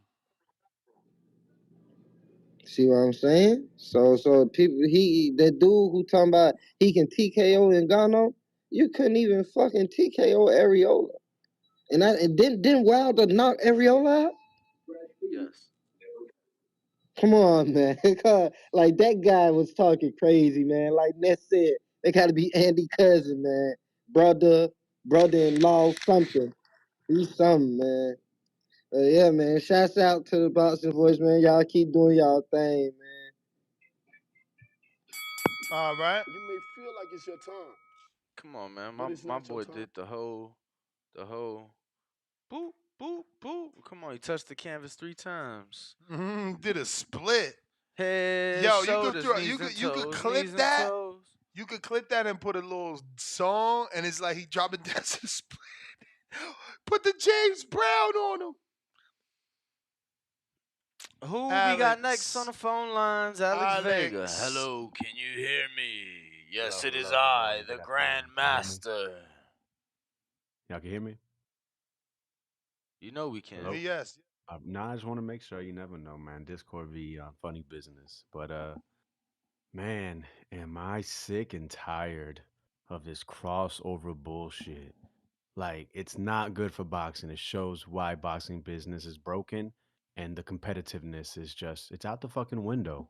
And I mean, I mean, exhibitions have been around for a very long time for different reasons. You know, we all remember the Muhammad Ali, you know, for his reasons. I'm sure there's been a whole bunch of different other ones I can't think of, but I mean, just we wonder why HBO left the game. We wonder why Showtime has left the game, and it's because the boxers and the promoters just aren't doing their job. That now the biggest fights to make involve MMA fighters who have their own little bubble that they live in with how they run their business, which is why we get this monster. I mean, yo, we can even go to. I mean, it's more than these crossover fights. It's also these catch weights. You know, we start getting one catch weight. It's happened before. Then, you know, in the bigger fights, we start getting them, and now, you know, we get fights that are just ridiculous with catch weights and rehydration clauses. And now we're getting to the point to where the heavyweight fucking champion of the world, who a lot of people were saying is probably one of the greatest heavyweights of all time, barely gets by an MMA fighter in his first fight. And now we're talking about matching this dude up with more top heavyweights that we want to see mix it up with each other. This is ridiculous. I'm so sick of it. And it just really shows why boxing business is broken. Now that they have to go to MMA fighters to help revitalize it or to help fund the next step into it. And I'm over it, man. I want to see I wanted to see Fury versus Usyk. We didn't have to see this Ngannou fight. Do that shit when you're fucking retired, like Mayweather did with McGregor. It was great business. It was It a was spectacle. I Mayweather don't was want to. not retired. Why can't the most competitive fights be spectacles? Duran versus Leonard, spectacle. You know, we got the Rumble in the Jungle. They fucking created a whole. Well, they probably created like a small city in Congo when it was called Zaire to go ahead and make this fight happen. You know, they brought fights to the Philippines, all over the world. Don King did this, you know what I'm saying? Like, why can't we do that? The top fights bring in the most eyes. Why do we still have to do this crossover bullshit? I'm done with it. Yo, Tank Davis, please. Come on, man. Let's send an offer. Let's get you against one of these top guys. He can go ahead and change everything because he's in that position to take over. Because I'm tired of waiting on Canelo to fight a guy like Benavidez. Is Benavidez the biggest star? No, but it's competitive, and Canelo is one of the faces of boxing. He goes ahead and fights top dogs.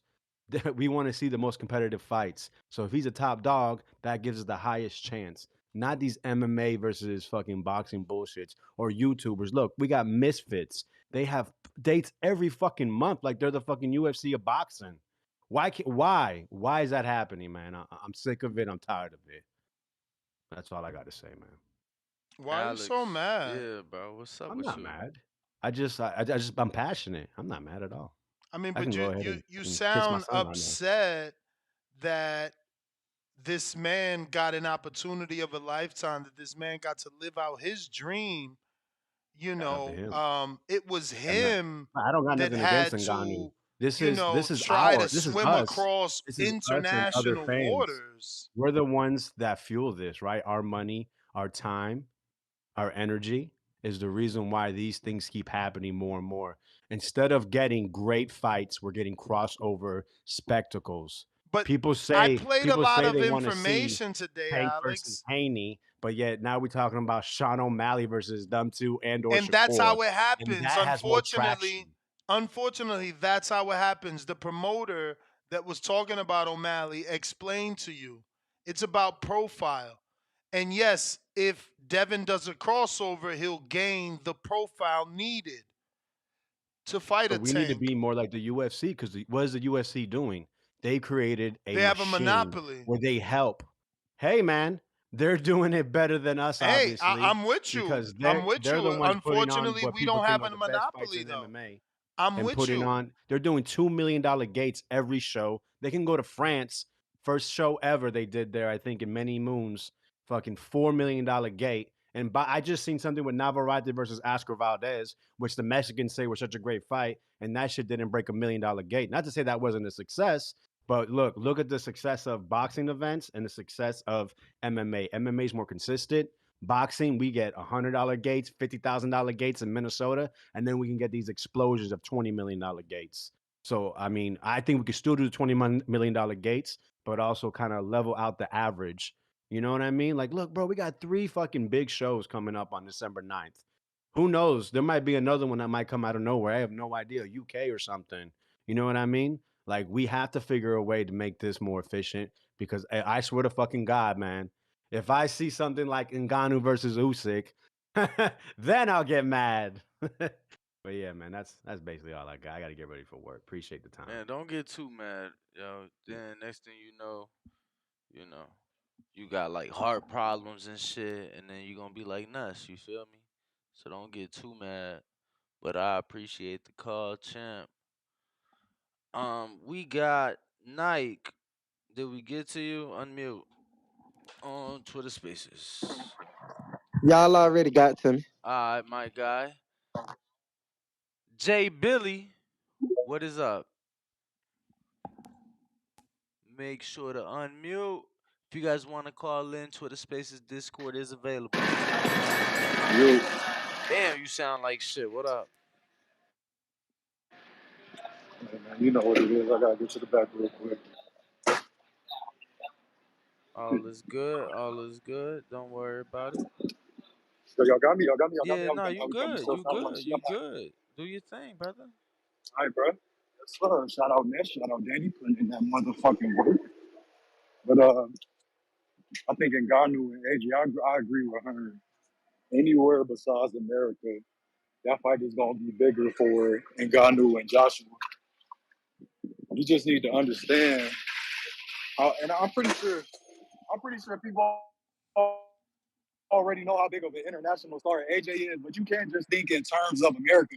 You know what I'm saying? You still got the UK, you got Saudi Arabia, you got West Asia, East and West Asia. So at the end of the day, I feel like AJ already has a bigger fan base over there. I think both of them have a bigger fan base than Wilder overseas. So I feel like that's automatic. But what I didn't get to talk about yesterday, man, a fight I like for Jared Hearn, I'm pretty sure people already said it, but that Fabio Wardley, goddamn, that shit's got to be it, man. Think so? We got to send Jared across the pond. We got to make a superstar. You know what I'm saying?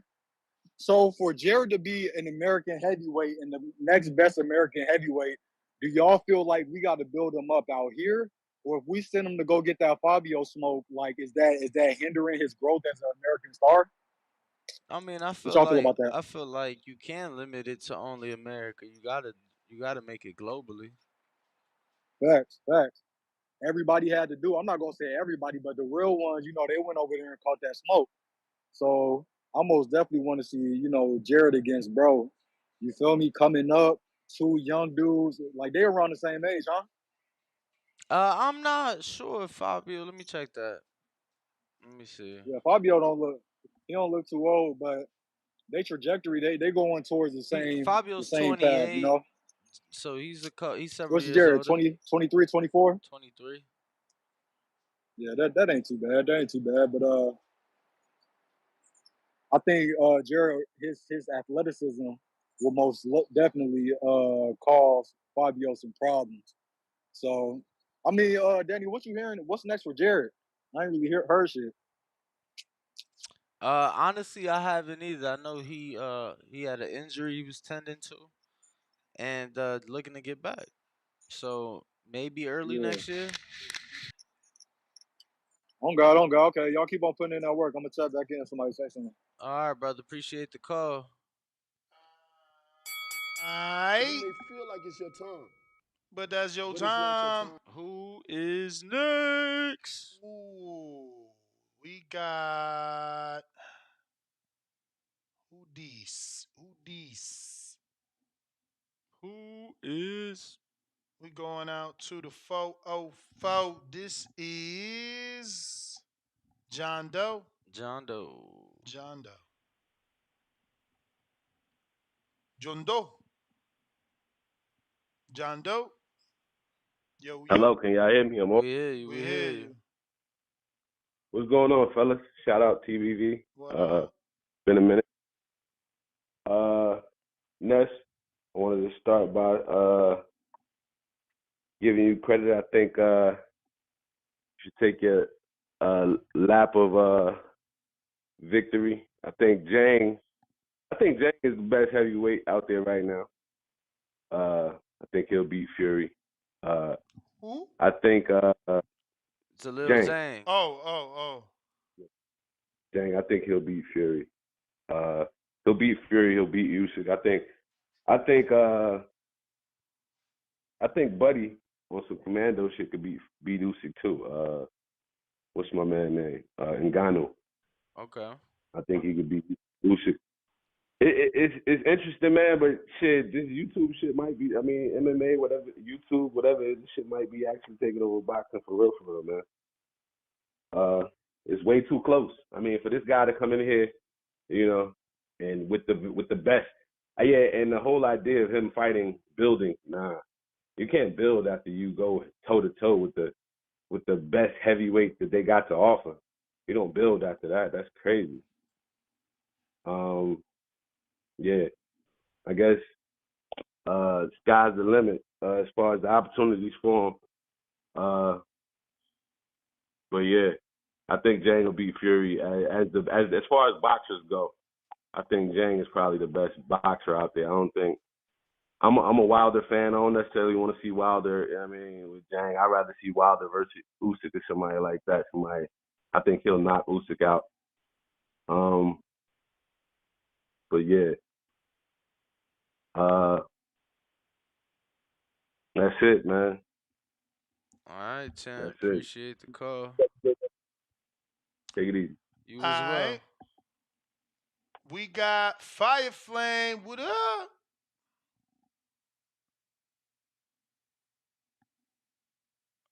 Fire Flame. Talk to us. Make sure to unmute.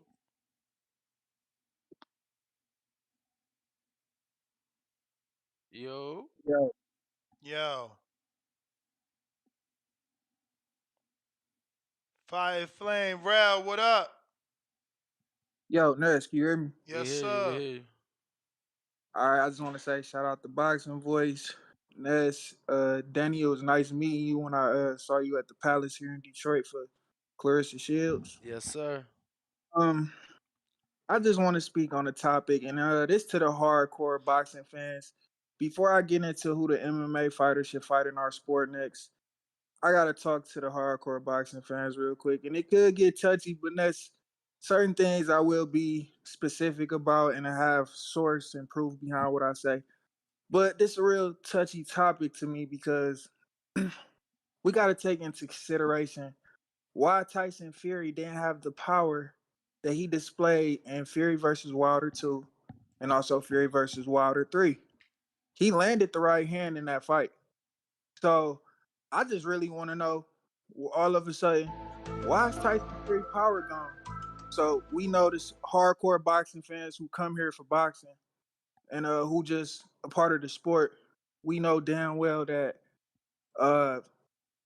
Deontay Wilder had speculations that he was poisoned or drugged in Fury versus Wilder 2, and that Fury had loaded gloves. Now, like I said, none of this is proven in a court of law, and of course, Tyson Fury continues to flourish in his career. But hardcore boxing fans, let's really take it into consideration because you guys want to see Wilder fight this MMA fighter because we know damn well Wilder possesses the power to knock him out. He's knocked down Fury more times than the MMA fighter did. So y'all know Wilder can do it, but why are y'all so confident that the MMA fighter won't knock Wilder out like that, but Fury could?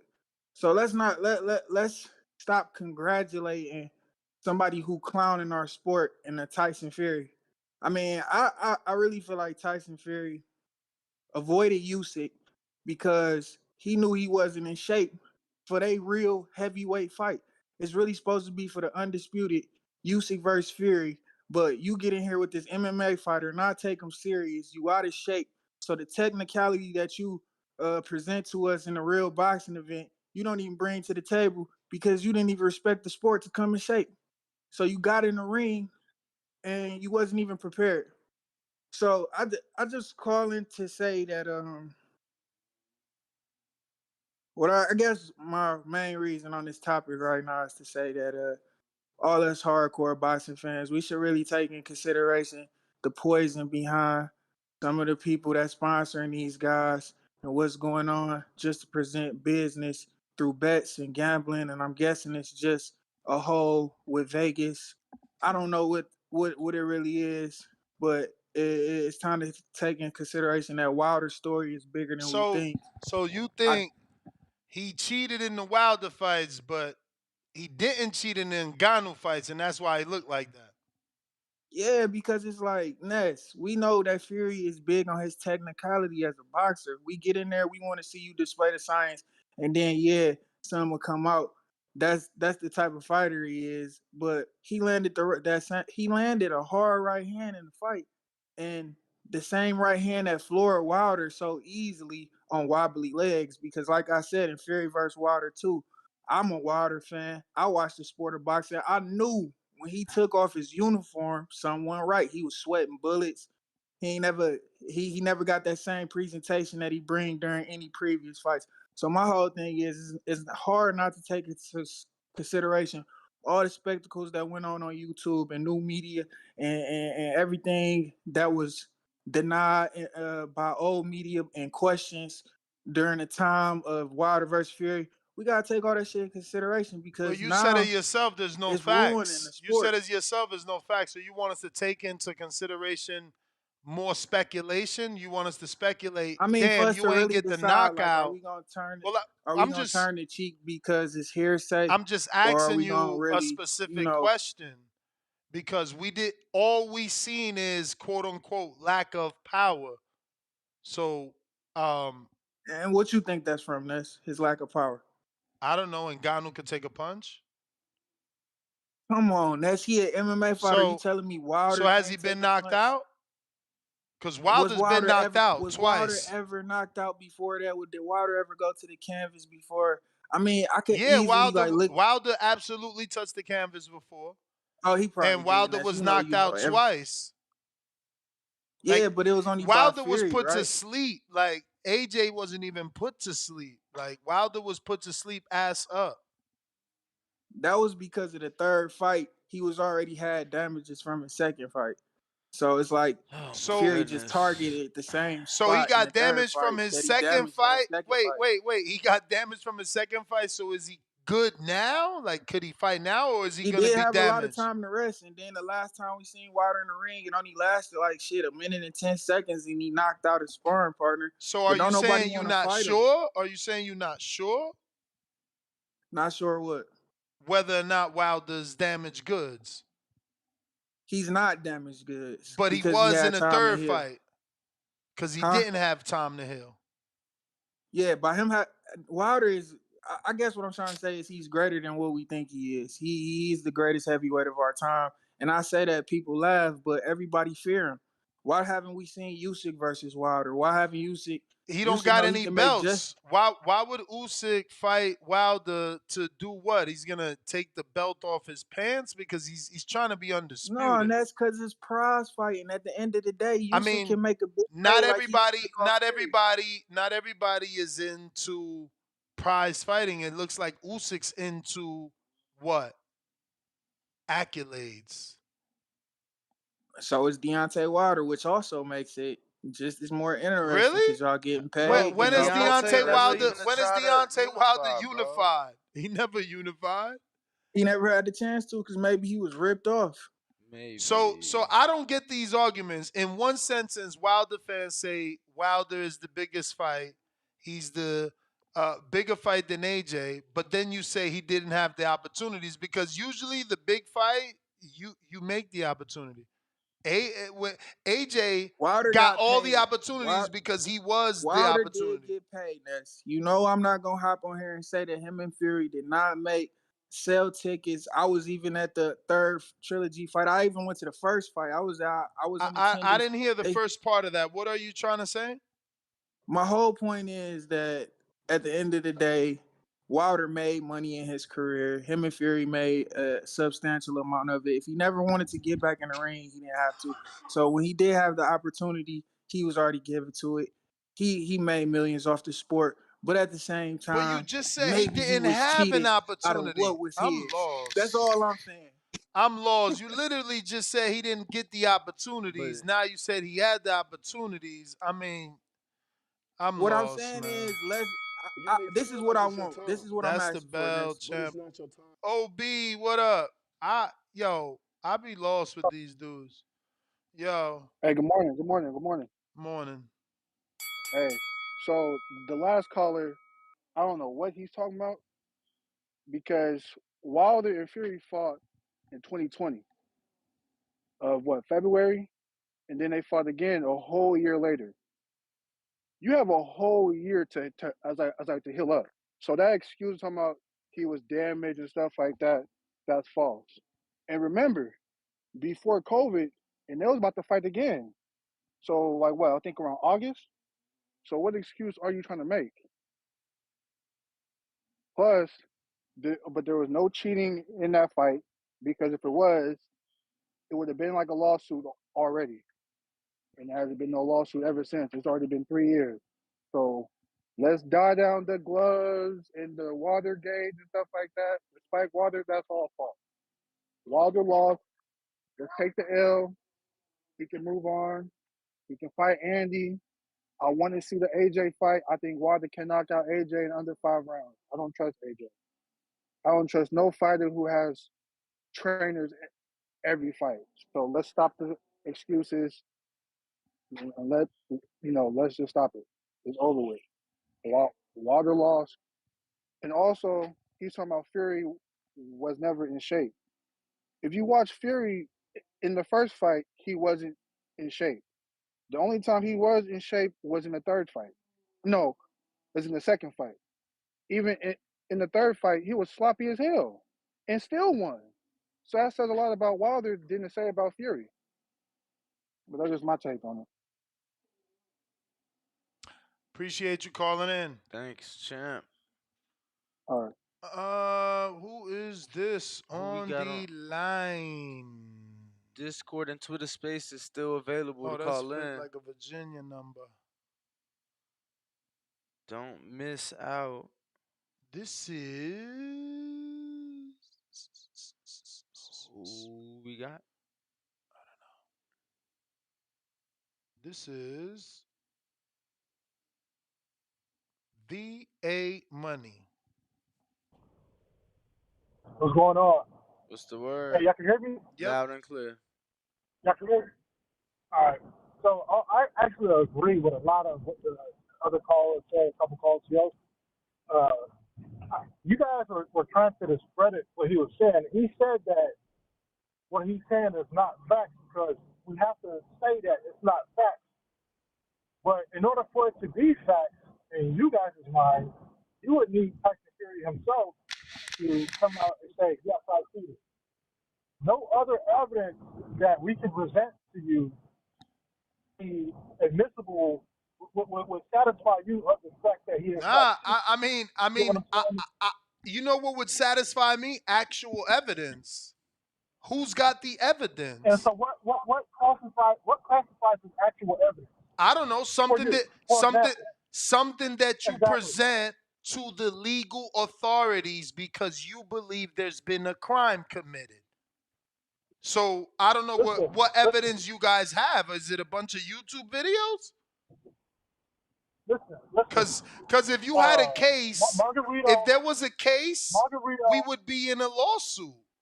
When is that coming? Margarito walked through Cotto. Margarito had worse than he physical ever got. evidence. Do you know that? Please don't come on here No, just telling bro. He did stories. not. Oh, he didn't? So wait a minute. So wait a minute. Before you continue to lie, let me refresh you. Nazim Richardson didn't walk into his dressing room and physically see the hand wraps. Is that what you're saying? Are you saying that I'm lying and not you? Let me answer the question. Can I answer No, the are question? you saying that Can I I'm answer the question? lying and not you? Can I answer the question, please? Can I answer the question?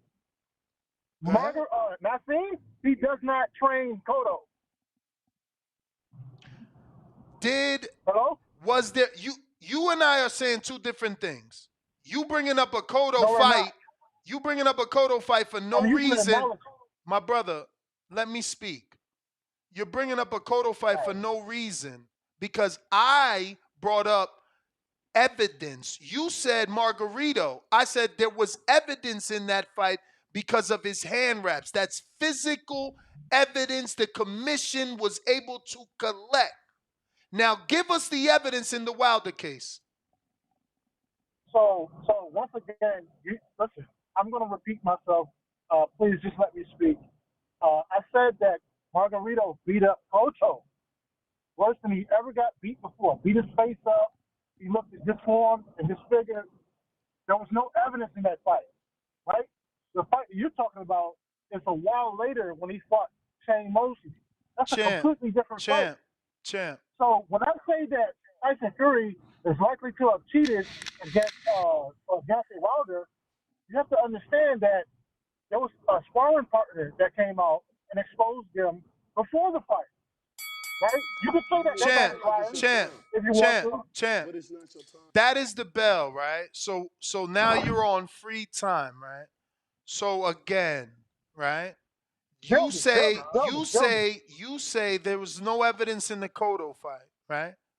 But there was enough assumption for Nazim Richardson to want to check Margarito's hand wraps, and he found evidence, meaning someone could have done their due diligence and possibly found the same wraps in the fight before.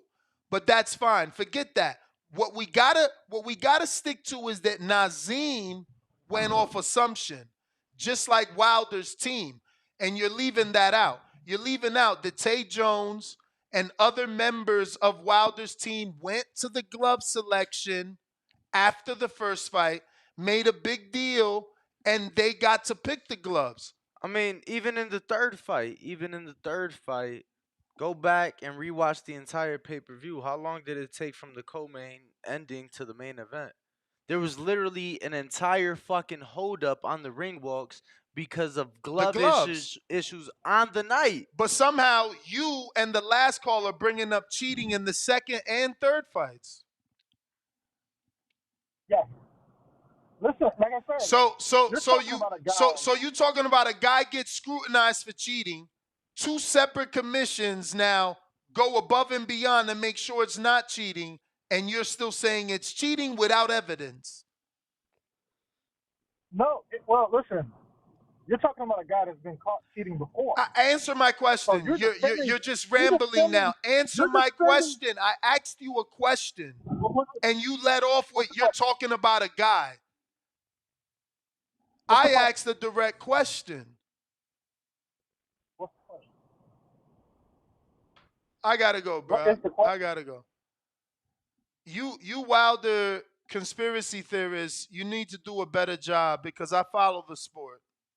I lived through that, and I lived through Margarito, and I watched the documentary on Louis Resto or whatever the fuck it is in Pass Me the Water Bottle, the dude that got got killed in the ring. Let's stop, okay? We've had instances in this sport where people have cheated, and there's always some sort of, evidence.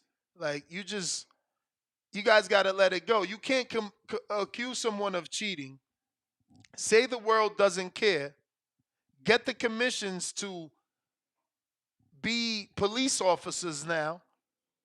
They make sure that the gloves ain't tampered. You get knocked out, and now you blame your trainer. Now the gloves ain't dirty. It's the water too. So then the third fight, you get put to sleep with your ass up, and we still talking about cheating. I mean, this is why the sport don't grow. You know, you got these type of dudes having conversations with other people that the sport is corrupt, when in fact it's that child's mind that's corrupt. Laser, you calling in? Help me understand. What up? What's going on, bro? First off, I don't got Cash App. I'll Venmo y'all if that's the rule. I don't know if you got I a mean, Venmo, but you know the rule. You could have Venmoed that shit 10 hours ago. You've been on hold on 2 different services for a minute, but go ahead. Appreciate you. Listen, we had our debate. We had our debate earlier about the Tyson Fury thing, but one thing I do want to discuss: this Deontay Wilder fandom nonsense is fucking ridiculous, bro. I mean, Bro, they don't go even in, they give it check his life, gloves though. before the fight. Don't even give these guys life. Like, truthfully, you know, they both got all the time they deserve. To continue talking about this Wilder ridiculousness is just foolery, bro, with a bunch of sore losers. That's all they are, sore fucking losers. But you are entitled to talk about whatever you want. Yeah, it's conspiracy theories, man. I don't know, bro. Like I feel like that's ridiculous when you bring that onto the sport. And I think personally, it wasn't that there was egg weights in his glove. It's that Fury came in shape, had a good game plan, went to Kronk Hill to learn how to throw power punches, used his weight, and beat the fuck out of him, fair and square. That's how I saw it. All right. I just don't get how we still talking about cheating when we got motherfuckers from his own team policing the gloves and policing the wraps.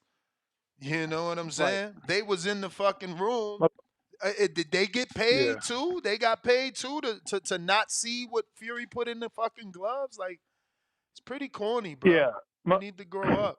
Well, the biggest tell is when he comes after his own trainer and says he spiked the water. That's where it gave it away, where it's like, all right, bro, now you just grasping for straws. And the costume excuses and everything in between. It's a mentally broken fighter who got beat up. All right, For brother. sure, champ. Thank you. Talk. I'm with you, champ. I'm with you. I wish more people thought like you, man. I be certainly sniping them dudes. T Lane, what up?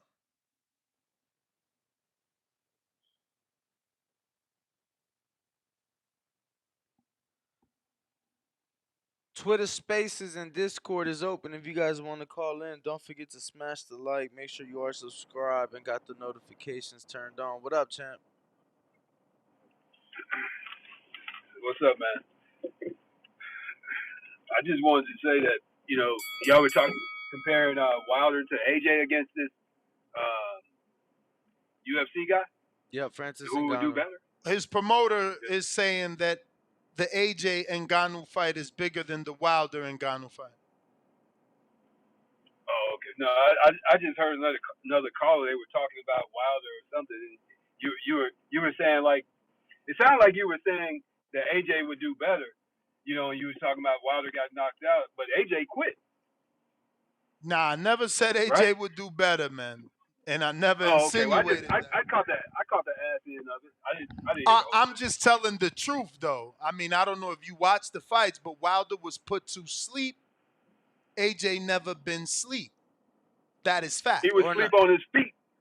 No. Or he quit on his feet. No. Basically, Neither which of one the, is worse? Sir. Yeah. If we're gonna debate, we have to debate the truth. And technically, AJ did not quit. That was the referee's call. You can say whatever you want. You can become Nesta Gibbs. You can't say that. You can become Nesta Gibbs. You can become Nesta Gibbs and say you're an expert at body language. But the truth of the matter is, AJ never quit, and he was on his feet, and you were live for saying so. No, but how can you say that he didn't quit when he shook his head when the ref was asking him if he wanted to continue? He never shook his head. He never shook his head. Come on, bro. So he said no? No. Tell us now that he said no. Okay. He said no. Cool. Yeah, he said no. Cool. He said no. This guy's name is T Lane, FYI, for anybody that wants to know. Let me say this though. why you talked to AJ and he said that he didn't quit, because the whole narrative behind the whole thing after that fight was that AJ quit. Okay. Everybody said AJ quit. You know what key word you used there? Narrative. Not Well, fact. what's Not your facts. proof? What's your proof? Narrative. What's your proof? Narrative. What's your proof that he didn't quit? My proof What's your proof that he is didn't quit? the black and white, the actual facts. BoxRec I says saw the fight. I watched the fight on BoxRec one says TKO. It doesn't say KO. Okay, but he quit. The television Okay, shows. did Ryan Garcia quit? Did Ryan Garcia quit? No, he got Did counted Ryan out. Garcia quit? No, he got counted out. Okay. You don't know. You don't know Okay, shit but about boxing. You asking all the wrong No, questions. you don't know shit. You don't know shit, So bro. you I'm just telling the you dude just quit. brought up Just an because example. So You just because just you brought said it, just my because you friend, said it is my right. friend, my friend, Just because my they got friend, counted out, my they friend, should have my continued. friend, Could they my get- friend, could he have- my could he friend, have my continued? friend, my AJ was friend, on his my feet, friend, bro. AJ my on his feet, friend, standing up in the my corner. friend. He didn't Yo, want to You you are continue. wrong. That's a quit, You bro. are That is your wrong. time. Yeah, it's a quit. Appreciate it. It's a quit. It's a quit. That's what it is. Yeah. Yeah. Appreciate the call, though, my guy. Yeah, You I may mean, feel like it's people your need to time, learn the difference but it's between not your time. what they watching and what they Feel? exactly. I feel. Ryan got punched in the body and was on his knee and got counted out. See, if you want to make things up for the theatrics of your call so that you can win Call of the Year, that's okay. Be dramatic, be theatrical, be an actor, be a liar, but you will be called out for being a liar. AJ was wide awake with his eyes open. The words "I quit" never came out his mouth. The words "I don't want to continue" never came out his mouth.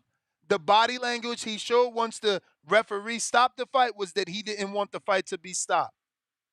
You are saying a lie because you want to, again, be entertaining. Anyone else? Calls. Make sure to unmute once you connect on I'll tell you what Twitter. ain't a lie. What's Wilder that? being asleep on his arm with his ass up. Yo. Hello? Yes. That's what hurts. Can you guys hear me? Yep, That's we what hear hurts. you. We hear you, brother. Hello? Yep. We hear you. Hold on. We hear you loud and clear. Can you hear me now? Yep. We've been hearing you, champ. We've been hearing you. Oh, okay. Oh shit. Bad. Never mind. So, Take him out. to bro. Supermax, what up? You got no service calls. Try again. Supermax. What is up, champ? What up, fellas? How are you? Good. So the fight I would like to see is the Wilder fight. Even though the last few callers damn near talked me out of it, I had forgotten about all the excuses.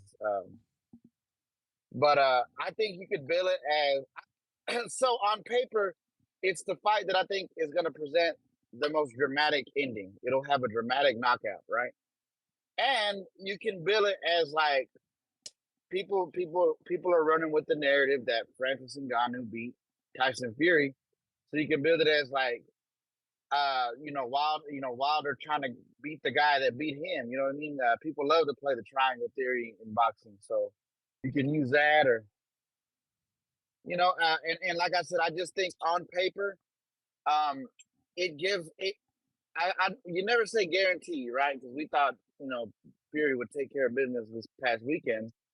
But on paper, I think that fight gives you the most dramatic finish. Whether it's Ngannou winning or Wilder winning, they both have.